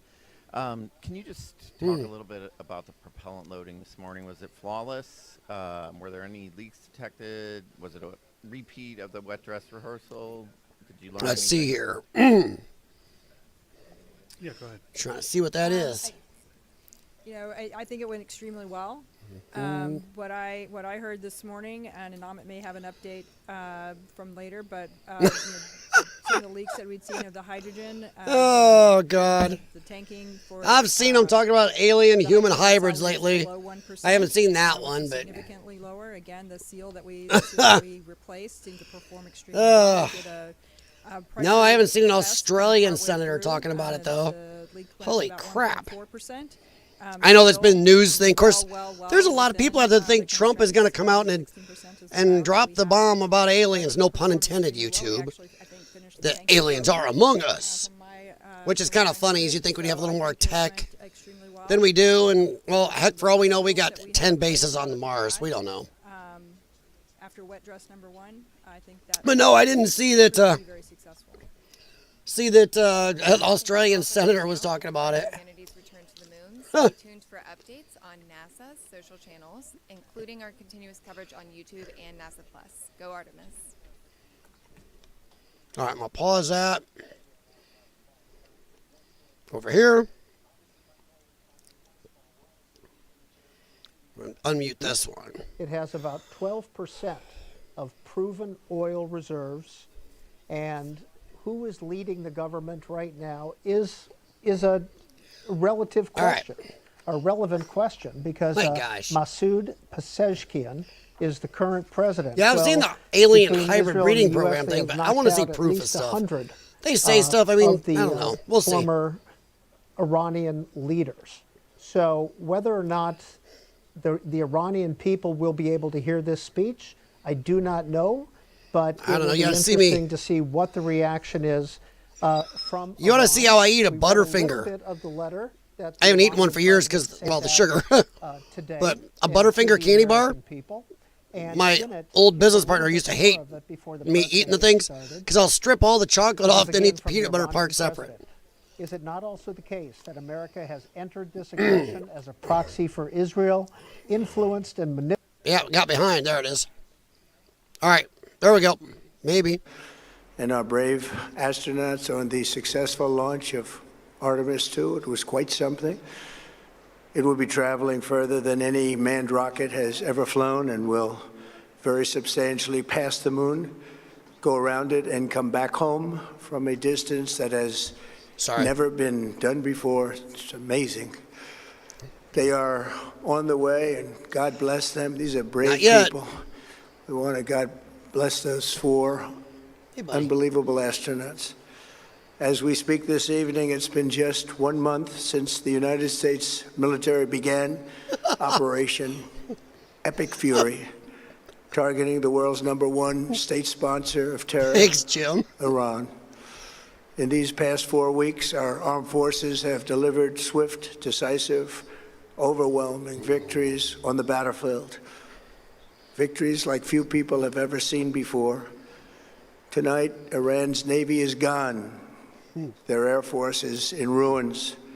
Their leaders, most of them, terrorist regime they led, are now dead. Their command and control of the Islamic Revolutionary Guard Corps is being decimated as we speak. Their ability to launch missiles and drones is dramatically curtailed, and their weapons, factories, and rocket launchers are being blown to pieces. Good, tell Iranians to get in there and take their country. Never in the history of warfare has an enemy suffered such clear and devastating large-scale losses in a matter of weeks. Our enemies are losing in America, as it has been for 5 years under my presidency, is winning, and now winning bigger than ever before.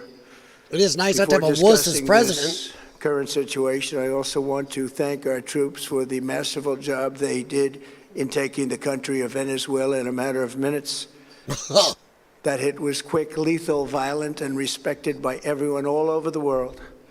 Really scared the crap out of everybody. During my first term, we have by far the strongest military anywhere in the world.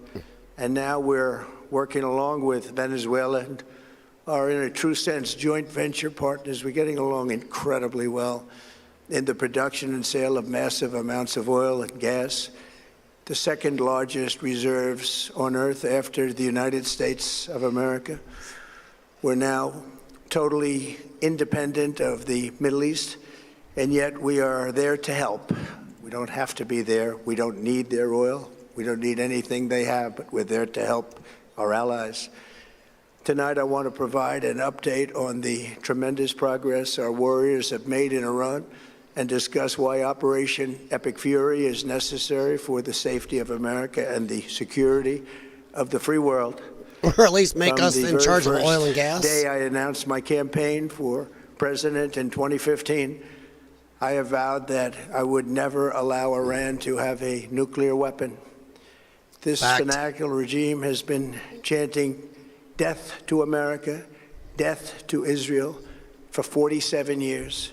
Their proxies were behind the murder of 241 Americans in the Marine barracks bombing in Beirut, the slaughter of hundreds of our service members with roadside bombs. They were involved in the attack on the USS Cole, and they carried out the countless other heinous acts, including the just horrible, bloody atrocities of October 7th in Israel. Well, not just that, Something they've most the people biggest never seen state-sponsored anything like it. terrorism worldwide. This murderous regime also recently killed 45,000 of their own people who were protesting in Iran. 45,000 dead. For these Some terrorists to have estimates are upwards nuclear of 50 weapons would be plus. an intolerable threat. The most violent and thuggish regime on earth would be free to carry out their campaigns of terror, coercion, conquest, and mass murder from behind a nuclear shield. I will never let that happen, and neither should any of our past presidents. It would put the Strait of Hormuz The 100% situation under their has been control. going on for 47 years and Mhm. should have been handled long before I arrived in office. I did many things during my 2 terms in office to stop the question. Imagine a nuclear-armed Iran and what they could do on the Strait of Hormuz. Don't mess with us or we'll nuke.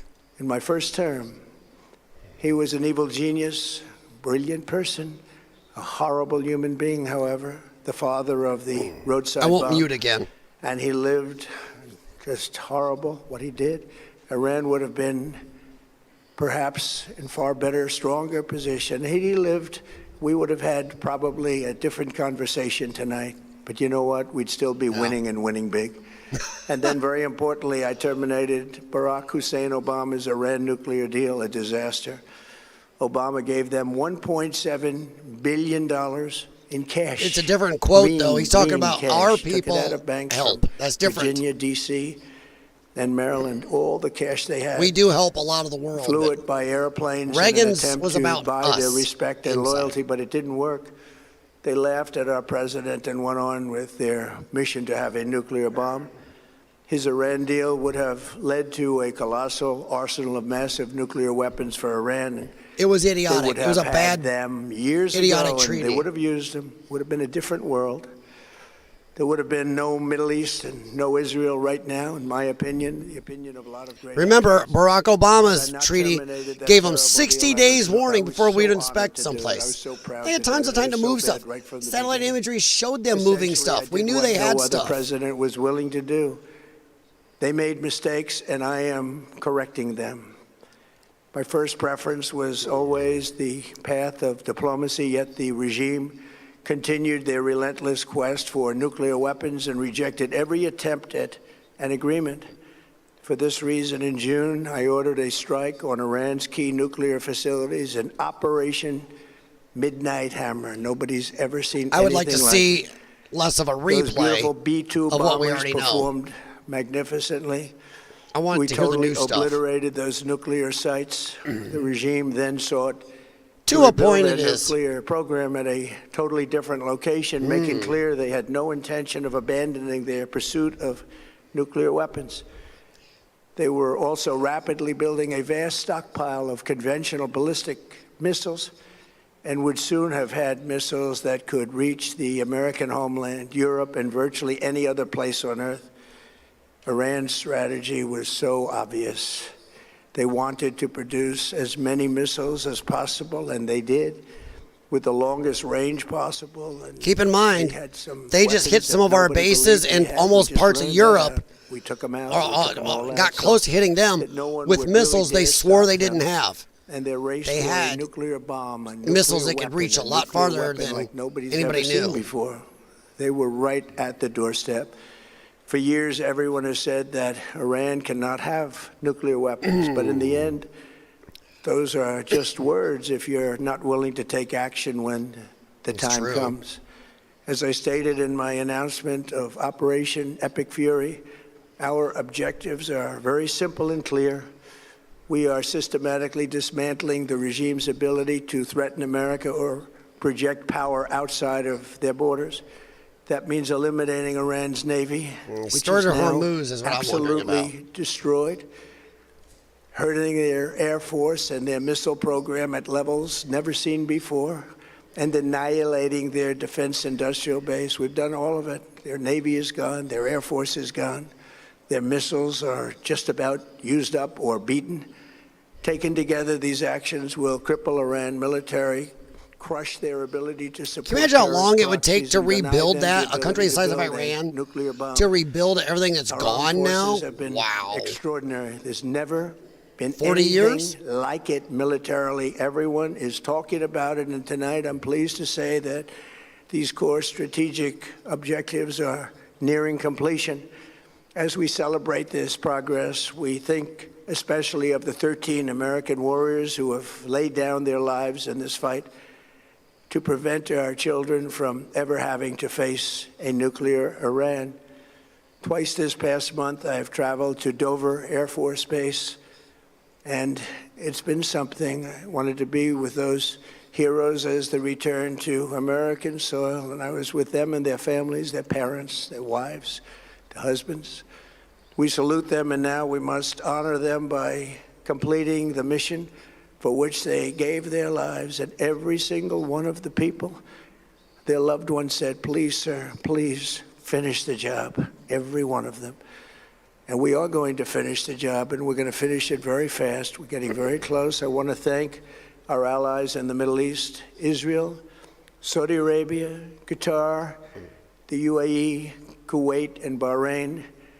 They've been great, and we will not let them get hurt. Is he going or to crap fail on in any NATO? way, shape, or form. Oh, no. Many Americans have been concerned to see the recent rise in gasoline prices here at home.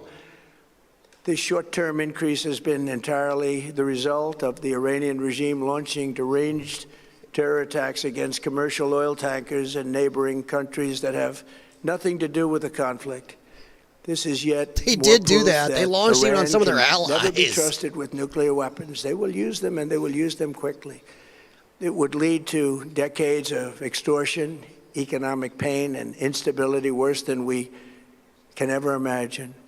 The United States has never been better prepared economically to confront this threat. You all know that. I don't think it'll take us We built the decades to strongest rebuild economy our in stuff in the history. region.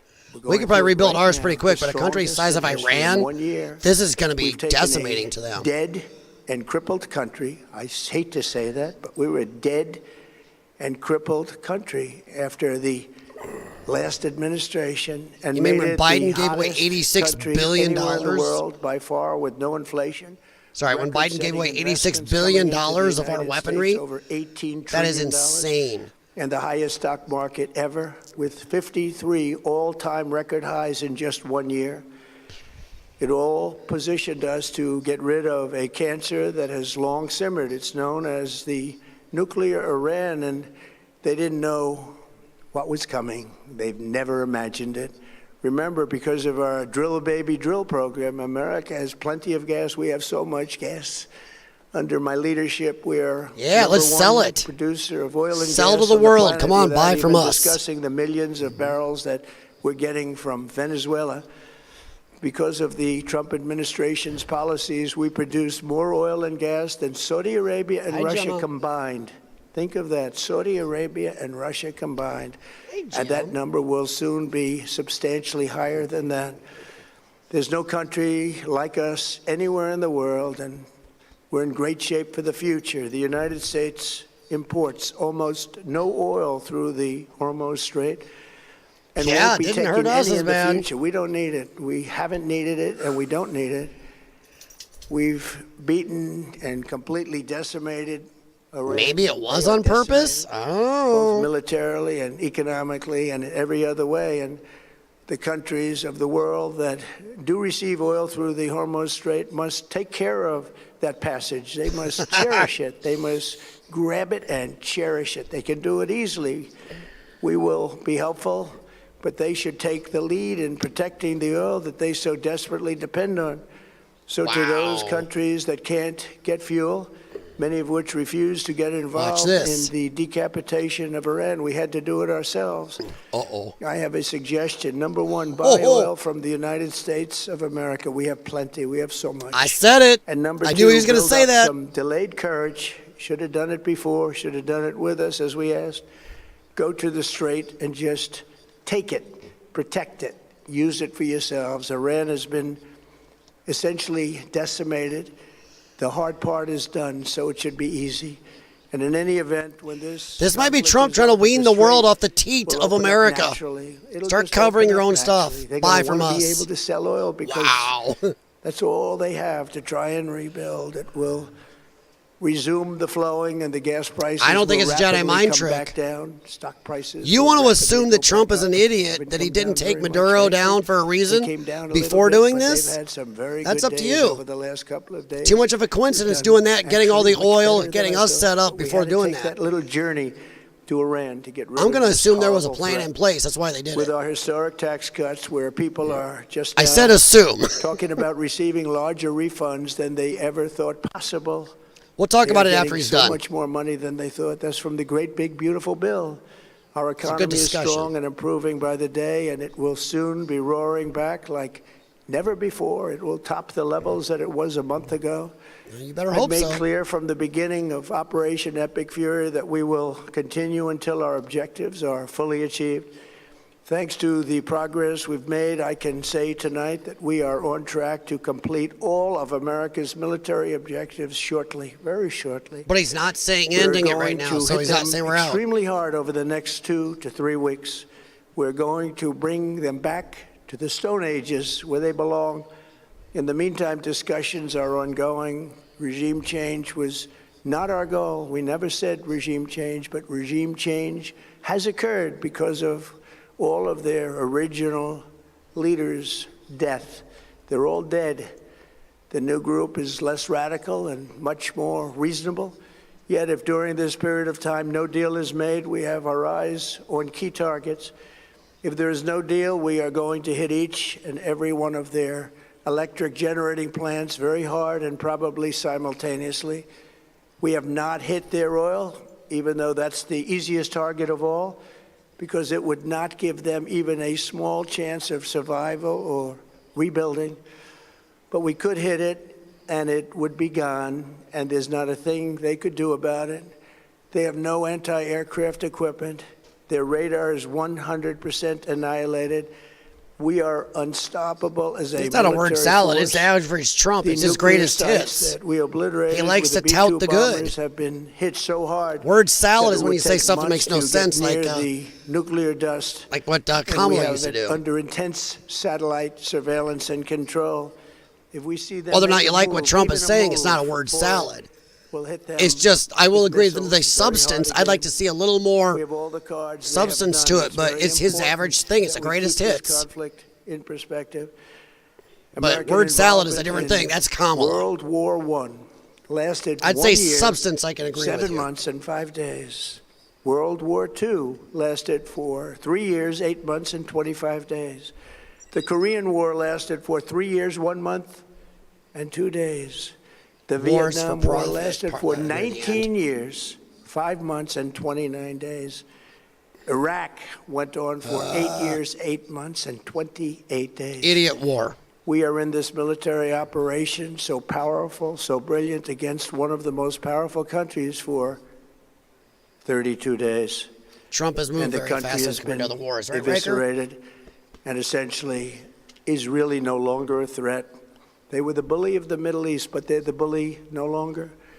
This is a true investment in your children and your grandchildren's future. The whole world is watching, and they can't leave the power, strength, and brilliance. They just can't believe what they're seeing. They leave it to your imagination, but they can't believe what they're seeing. The brilliance of the United States military. Tonight, every American can look forward to a day when we are finally free from the wickedness of Iranian aggression and the specter of nuclear blackmail.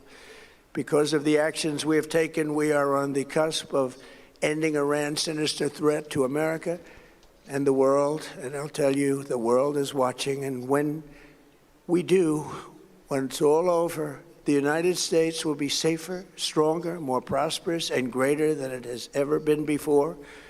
May God bless the men and women of the United States Armed Forces, and may God bless the United States of America. Thank you very much, and good night. Short and to the point. Honestly, yeah, short and to the point. 19 minutes. We have all the cards. So we will actually, I'm going to mute this, bring this down, go over here. Hang on here, guys. We're going to talk a little bit and then get out. I've been on a while here. My voice is starting to really give it up. All right, let me pull this over. There we go. All right. So let's take a look. And what do you guys... Okay, Jay Watterson. I don't think it'll take us decades to rebuild our bases. The damage to our bases can be repaired very rapidly. Now, an economy the size of Iran, this is decimating. I do think there was some substance, though. I actually, at first I was totally agreeing with you. I'm going to partially agree with you. Substance-wise, he threw the gauntlet down to the rest of the world to start taking care of their own crap. Hey, by the way, to you oil-bearing countries, to you who run trade through there, maybe you should start stepping up and caring for it yourself. Instead of, once again, depending on us. We're going to come in and help, but then you're going to have to step up. I was right. He threw down the gauntlet. I said this before we watched. He's going to be saying, buy gas and oil from us. Do you know what that would do for the American economy? It would be huge. And I do believe, Jay Waters, I'm not putting words in your mouth because I don't know if you agree with me on this or not, but I'm just going to say that I believe that the Venezuela thing was part of the plan. There's no way that you're going to tell me that's a coincidence that we got all this oil, got other things in line here close to home, and then we went over in the Strait of Hormuz. Come on. They knew going in the Strait of Hormuz might get shut down. So Trump, to a point, insulated us and or put us in a position to make money, to become a raised up power. Because no matter what, this damaged the OPEC nations, as you want to call them, the other oil-bearing nations over there. Damage them, knocks them down a peg or two, and raises us up. He's also damaged BRICS with all this stuff he's been doing. The BRICS nations are in danger right now.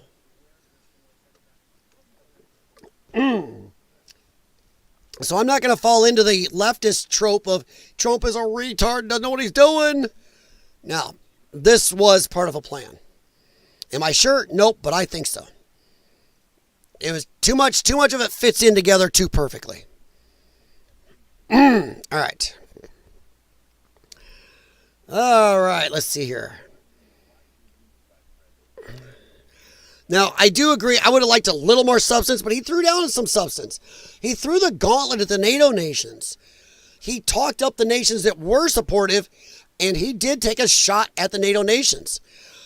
I personally would have liked to have seen him say, I'm not sure we want to be in NATO anymore. Maybe we should leave. I would have liked to see him announce we're out of NATO. I'm just saying. That's just me. So I would have liked a little more substance, but there was some substance. It's big when you're telling the world, hey, this Hormuz thing could really affect you. How about buying from us? America isn't affected as much by the Strait of Hormuz, and anybody that bought gas, natural gas, whatever, oil and everything from us, you would not have to worry about the Strait of Hormuz ever again. Think about that. That is very substantive. Yeah, buy from us. Then you have to worry about all the crap in the Middle East.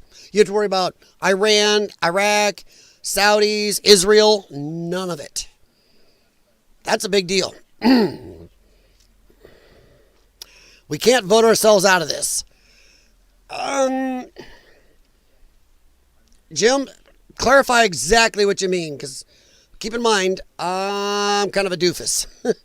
And I don't know which way you want to go in with that. Now, I don't know. I think if this goes right, it will give Trump a big hand up in the midterms. But the problem is, people picking on Trump like, oh my God, it might lose the midterms. Horrible. Except for like, what, one time ever? 2 times ever? The president in charge, his party always loses the midterms. So saying, oh, Trump screwed the pooch, I'm not sure he's going to win the midterms anyway. Maybe it's why he took this action while he could. I don't know. We're asking Trump to once again, he's done it a lot, once again beat history. Maybe he can. Maybe this comes out really good for America.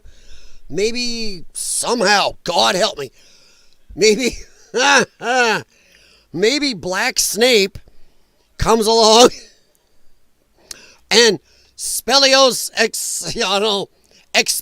Democrato gets rid of the moron Democrat votes. Or at least wakes up Democrats' brains so they vote for actual good things in this country. So, I don't know. Do I think so? No, I think Republicans are screwed because I personally think uniparty. I think Donald Trump is outside. Donald Trump is not Democrat. He's not Republican. He's outside of the process. Democrats, Republicans alike hate him because he exposes how little they do, how incompetent they can be, and how little they care about listening to you and me. The SAVE Act proves it. I'll keep using that. The SAVE Act is one of the most popular pieces of legislation in the history of this country across the board. Why is it not passed? Donald Trump is saying nothing else will go through unless they pass it. He's the only one. And this is to you Democrats too. You want the SAVE Act. Take a look at what Trump is doing. You should wake the flip up. Donald Trump is the only one looking at you, me, and the public and going, hey, they want this. Pass it or I will do nothing else. Let nothing else through. He's the only one standing up for us while Democrats and Republicans alike, and even the libertarians stand there with their thumbs in their butts going, nope. We don't care if 80+% of all Americans want it. We won't do it. How dare you think you control your government? I'll hop off my soapbox for a second. Glad I got to take my dad to a doctor's thing tomorrow, because I'm not going to be able to talk. Trump, it's up to Trump and or the Republicans to get the votes pulled to themselves, to do things to gain the votes. It was always an uphill battle. Can Trump do it? I don't know. I doubt it, but I don't know.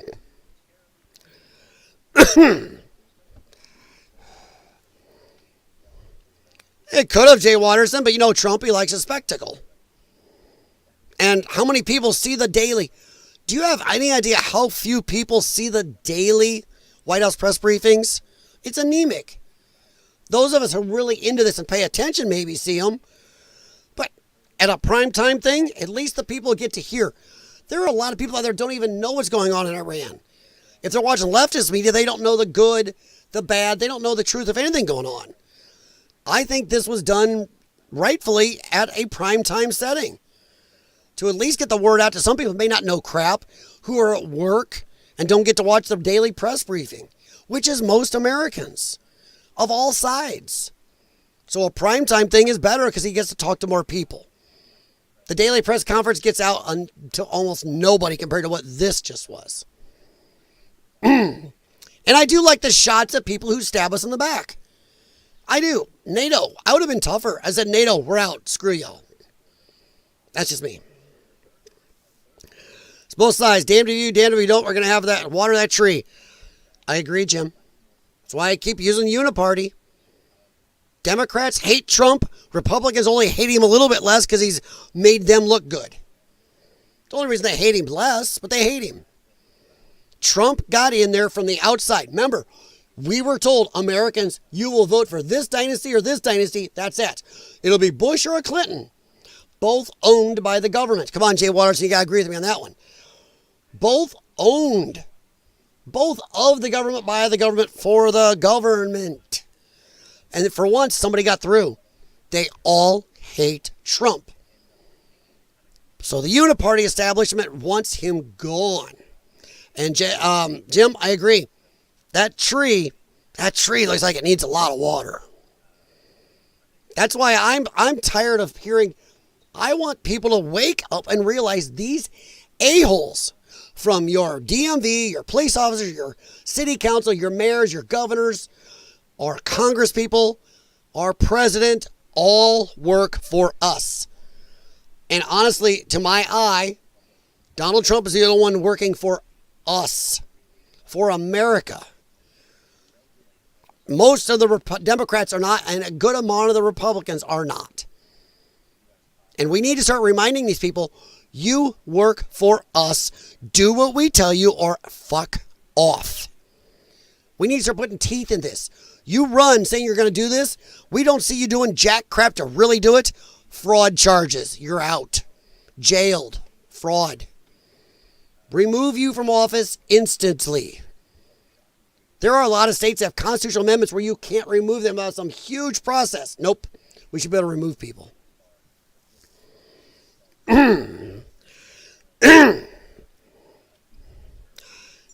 It's possible, Jay Watterson. I don't think we would do a ground invasion. If anything, it would be the island. It would be to gain control of that island. I forgot the name, but yeah. But I don't know. Maybe, but I don't know. I hate to borrow Tim Pool's fence, but sometimes it's kind of comfy on that thing. Tim's got it worn in pretty good. I know he stifles at that, and he's not on the fence as much as a lot of people say, but he is on it too much. You see, I'm not rich, so I will only bet $1. I still say 6 months of war. I am saying 6 months will probably be the max. I don't think Donald Trump wants an extended war. I don't think he has the mindset. He doesn't like long wars because it causes... He likes economies. And a long war damages economies. So, Urbexy, I'm going to say 6 months or less. I'd say 6 months or less. So, yeah. Actually, Urbexy, you should check that on one of the betting sites. See what the odds are. But I really liked, the one thing I really liked was, well, the small one was taking a shot at NATO for not being there for us. And the second one I like was telling everybody, buy from America. That's a big deal. And honestly, it would be a big deal for everybody who did. Once again, man, you talk security on getting your shit. You don't ever have to be held hostage again by Iran and Israel and Iran's wars. And I'm blaming Israel too. Anything kerfufflated over in the Middle East affects your shit. With buying it from America, you don't have to worry about that anymore. Dude, imagine if more people bought gas and oil from America. The Middle East would become who gives a rat's ass. Think about it. The Middle East would become less important. If everybody going, oh, look, Israel and Iran are going at it again, or oh, Hezbollah, all this stuff. There are people going, and who cares? That would happen. Maybe that is part of what they're trying to do. Maybe Trump is tired of it. He said a long time ago, he is tired of the Middle East. He's tired of the ad nauseum stuff. Maybe this is a play to take it off of there. I'd love to throw out these ideas. Because think about it. It would make the Middle East much, much, much, much less relevant. Most of the world who bought from us wouldn't have to give a rat's ass anymore. They'd be going, who gives a shit? You know, just me. I mean, come on. It's got to be less stressful than buying from us. Think of that big open, you don't have to go through the Strait of Hormuz or something like that too much to get to us. We have control of most of the trade routes to us. Nice big open ports. Look at that. Stop off in Cuba, get you some cigars as you stop in. You know? Fill up them tankers in Texas, in California, the East Coast, Florida, whatever. Sounds like a lot better experience than going through the Strait of Hormuz. and hoping there isn't a kerfuffle going on. But what do you guys think? Probably be off here in a minute. I've been on for, 3 hours? My throat is going to be shot tomorrow. Is everything I can do to keep talking right now is I can feel it right there. So I'll give you guys a second to catch up on time. I know that even on low latency, I've got a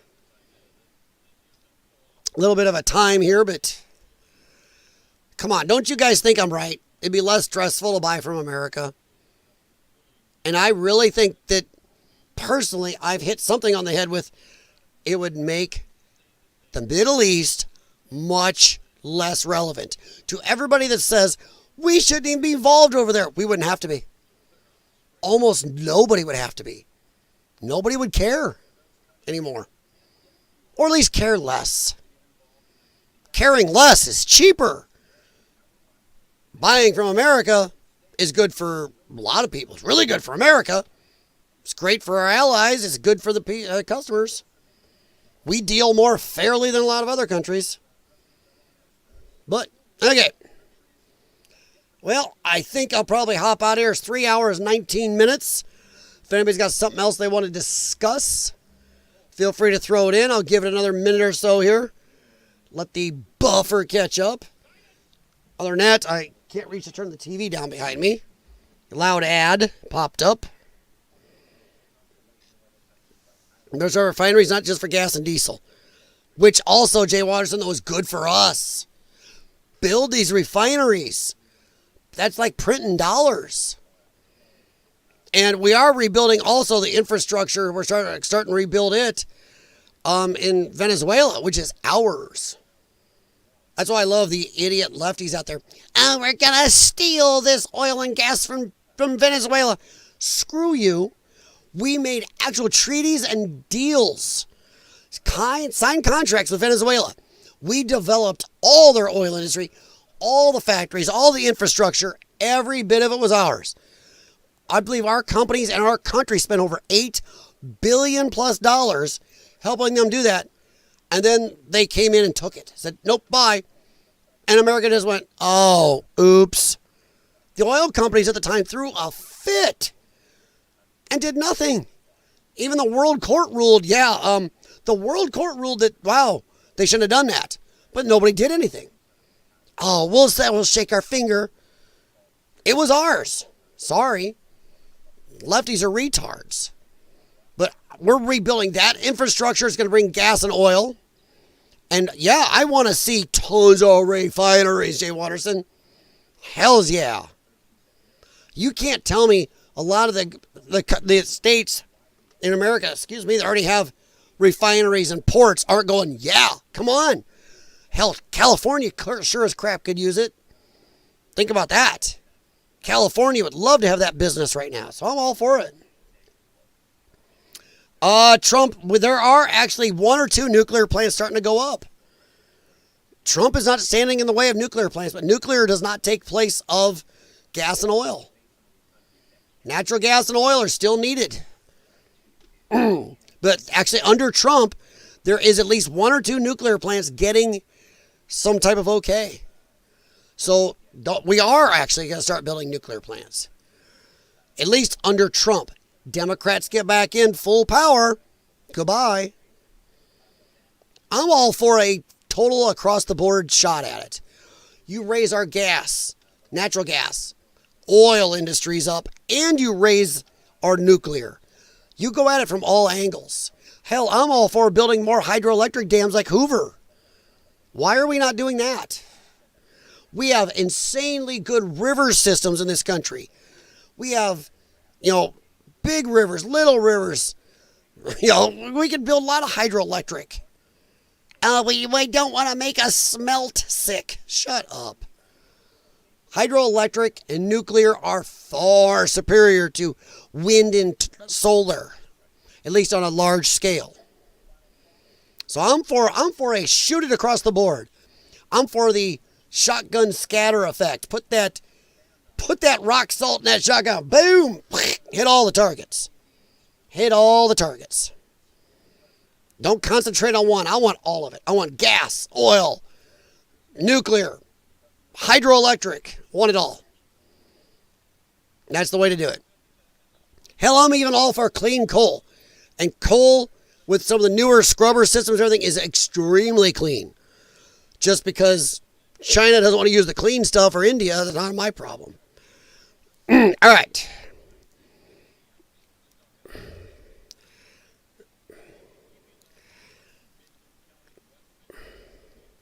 I disagree with you. Trump and the man and women of ICE are working for us.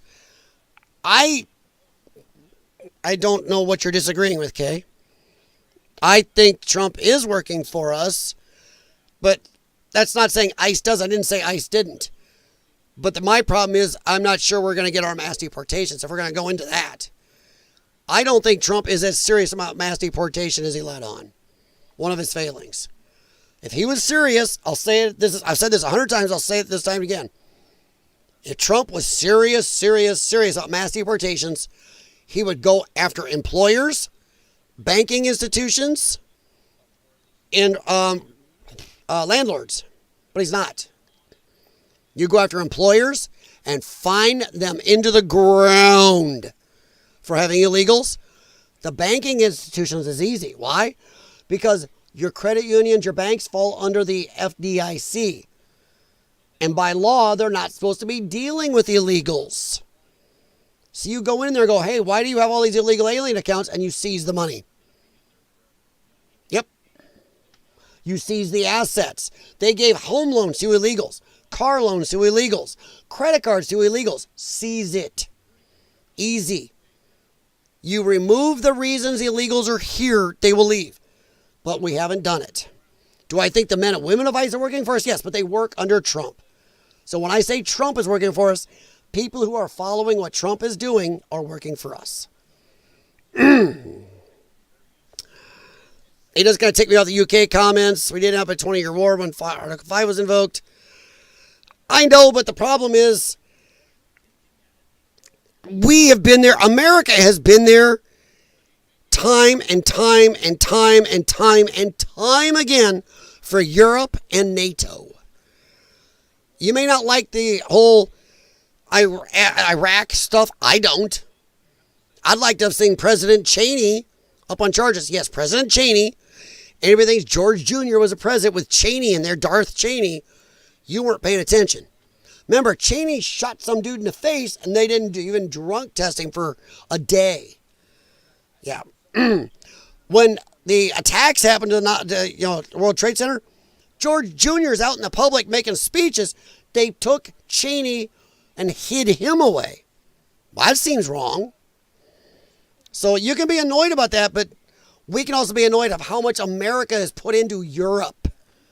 How much have we put into the world? Bailing the world out ad nauseum. And NATO and UN and everybody depending on America to do it. So I think we both have some stink eye to launch at each other, but I think our stink eye is a little bigger. Americans are getting pink eye dealing with NATO and Europe. But I've got friends that were over in the whole Iraq, Afghanistan kerfuffle. And they, while they don't like they were lied into it, they did kind of still, they're not angry about it as such. I don't know how to put it.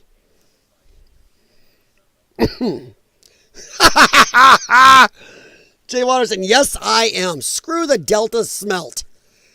They're a nasty tasting thing that give nothing to the ecosystem. In fact, hey, California, how much of your city got burned down over there? How much of your land because you had to protect the Delta smelt? And had DEI fire chiefs. Nice job, California. Hey, how's that rebuilding effort going in California? Oh, I'm sorry. Yeah, the Delta smelt. But no, Jay Watterson, like I said, I want a shotgun effect. I want gas, natural gas, oil, natural gas, nuclear, hydroelectric. Those are my biggies.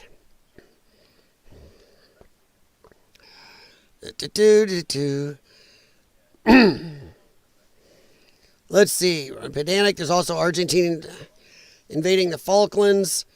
That was like a $2 war? That was short. But you'll never get me to defend anything done back then because I part with a lot of right-leaning people. I think Ronald Reagan was a horrid president. The man made amazing speeches, but if you look at what he did, he said one thing and then did the opposite. Reagan was a horrible president. Reagan got us stuck into wars we've been involved in for 30, 40 years. And Biden giving $86 billion in weaponry to the Taliban / Al-Qaeda set them up as one of the biggest armies in the world. How long until we got to deal with them again? So I'm not going to defend that. But that still pales. You can be pedantic as you want because it still pales in comparison to how much America's been through for the rest of the world. Yeah, have we had some missteps or some stupid shit we got other people involved in? Yep. But has it been more the other way around? Yep. By far. By far. No, you're not part of the EU, but the problem is you guys got some major problems over there. You ain't going to be, you're not going to be the UK pretty soon if you don't fix some stuff internally. UK's in some deep shit. You guys are about 50 to 80 years along the wrong path that we are. And everybody in America should look what's going on over there with, I don't know, your country is going to be radically changed in 20 years if you don't do something about it now. So I'm hoping the UK first movement really, really grows and takes hold. Let's see here. All right. New tab.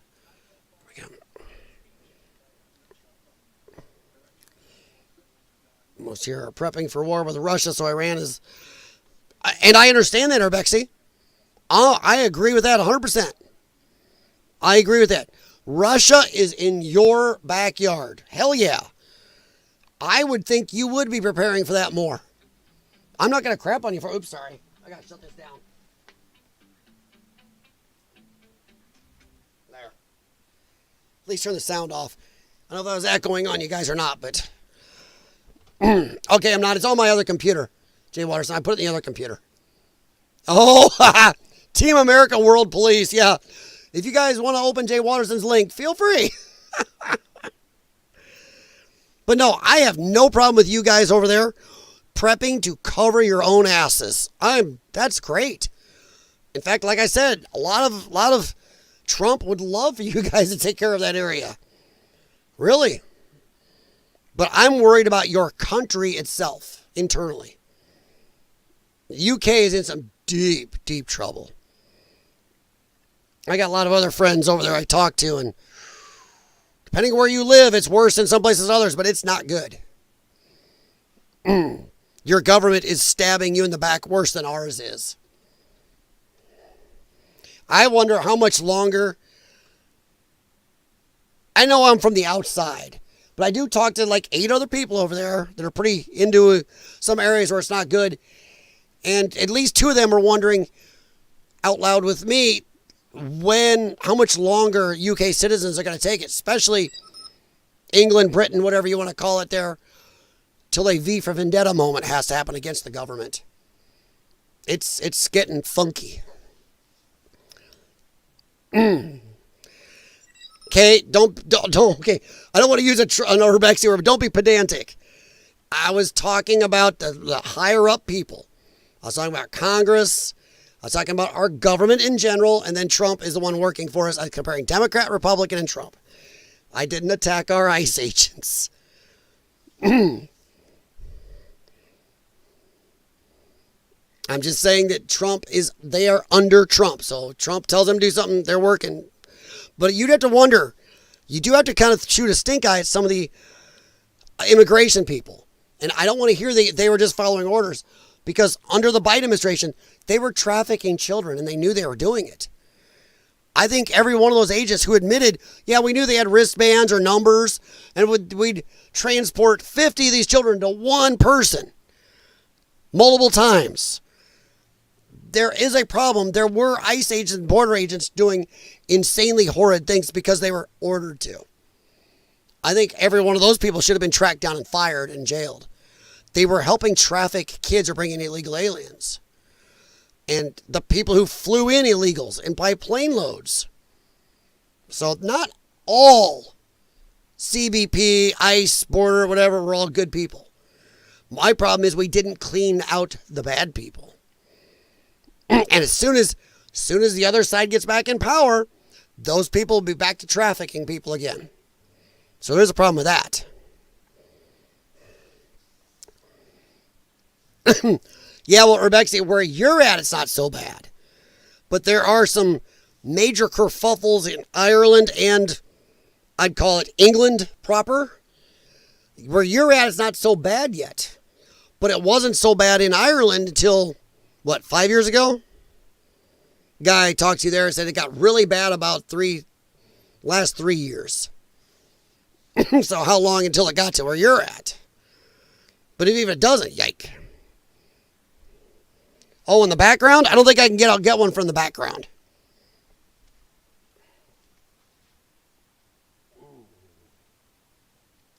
I don't think I can get one for playing it in the background.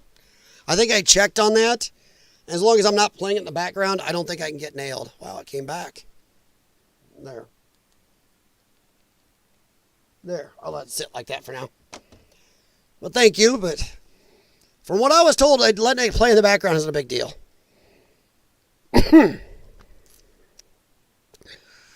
Yep, agents follow his order regardless of the law. Yeah, Jay Waters, I have a problem with that. And once again, that's another place where you and I can agree. Those agents should have all been hunted down, jailed, instantly jailed. They said, well, I followed orders, so I knowingly trafficked children or knowingly flew people in, knowingly brought in people. The women, they knew women. There are agents that openly admitted they knew they were dumping off 15, 20 women a week with the same people. They knew they were trafficking people and did it because they were ordered. We should have cleaned that out. So, okay, while I agree that, I have the stickers on my cars. I support police. Taking some hell for that, my blue flag. Blue line flag. But not all were good. But a lot of them, the overwhelming majority of ICE, CBP, border are great people. I'm going to say there's probably 20% that are not good people. And that should have had jail time. The other 80%, yeah, they're hardworking, willing to put themselves out there. It's crazy how good they are at not only their job, but how loyal they are to the country.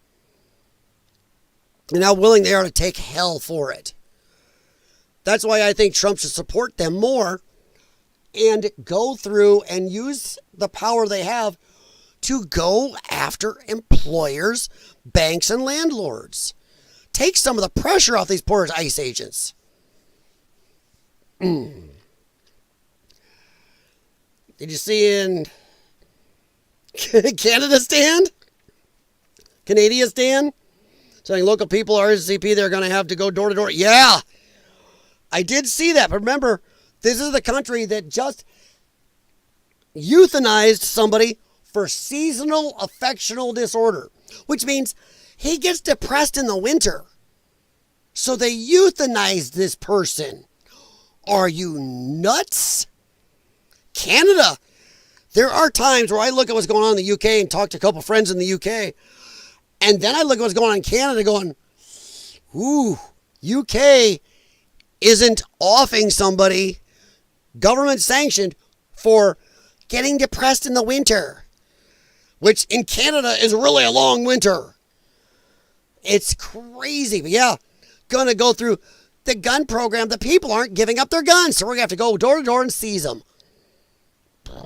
Yeah. Thing is, I'll agree. Once again, I'll bring up Phil Labonte. We don't want Canada as states.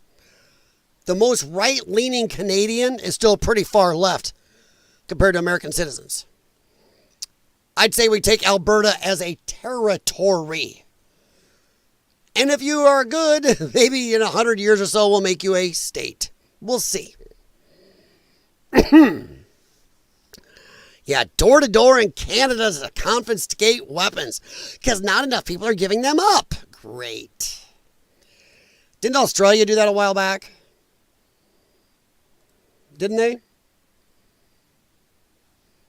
I mean, that's craziness. All right, guys, I'm going to ask one last time. I know it's time. I'm going to get off here. Oh, maybe not.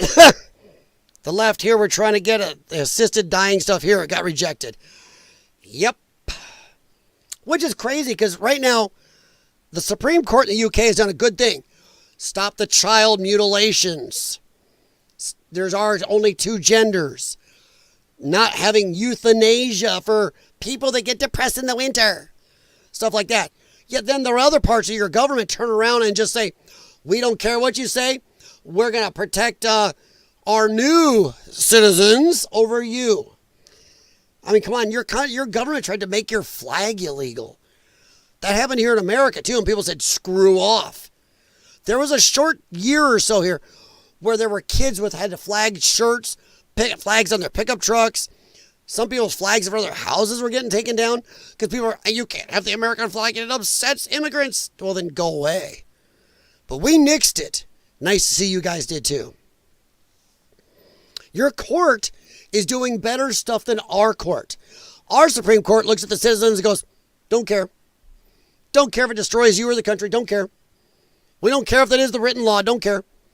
Your court's doing better than our court. Our government is doing a little better than yours the rest of the way. At least right now. If Kamala had gotten in, our government right now and everything going on would look a lot more like the UK. I don't think as bad as Canada. You know, there are lefties that like the euthanasia stuff. It's like, yeek. The gender stuff is nug and fuss. It is. And Rebecca, you and I both know somebody that was caught up in that. That's one of the people I know. And that person, I'm not going to bring them up since they're not here name-wise, but that person has told me multiple times they wish they never got talked into that and got caught up in that. That it has damaged them even more. Charlton Heston from My Cold Dead Hand, yeah. Honestly, it's crazy how Canada has changed and the people haven't stood up. Honestly, I thought that about the UK, and now the UK, there are a lot of people standing up. Let's see if it keeps going. All right, guys, I've got to take my dad to a doctor tomorrow for a major appointment. He's got to have some work done because after his fall, he damaged teeth, and he's got to have some surgery done, so I got to pick him up out at his place. Bring him back. So I don't know how much I'll be around tomorrow, but I'll try. And I don't know if I'll be able to talk. My throat is killing me right now, my windpipe and my voice box is. But I am going to get out of here one way or another. But you guys keep talking, and I love to answer. Is that a person who changed name on Facebook? Yes, it is, Urbexy. That is the person. And I haven't heard from that person for about 2 months, 3 months. They were on this stream once or twice. And even on this stream said they wish they had never gotten talked into that, got propagandized into that, and said it made their mental status even worse. So, yep, I feel bad. Jay Waterson, thank you very much. Stay safe, buddy. And do not, when I disagree with you, please, I hope you don't take it personally. You and I have different stances on some stuff, but I think, in fact, I'm sure we agree on a lot more stuff than we disagree on, which is something the left does not allow. You must agree on everything. For the rest of you guys, I appreciate you spending time with me, dealing with me. My voice is not the best, I know. But stay safe. My dad doing better? A little. We're working on getting him more nursing help in his house to stay in his house. He's kind of fighting it.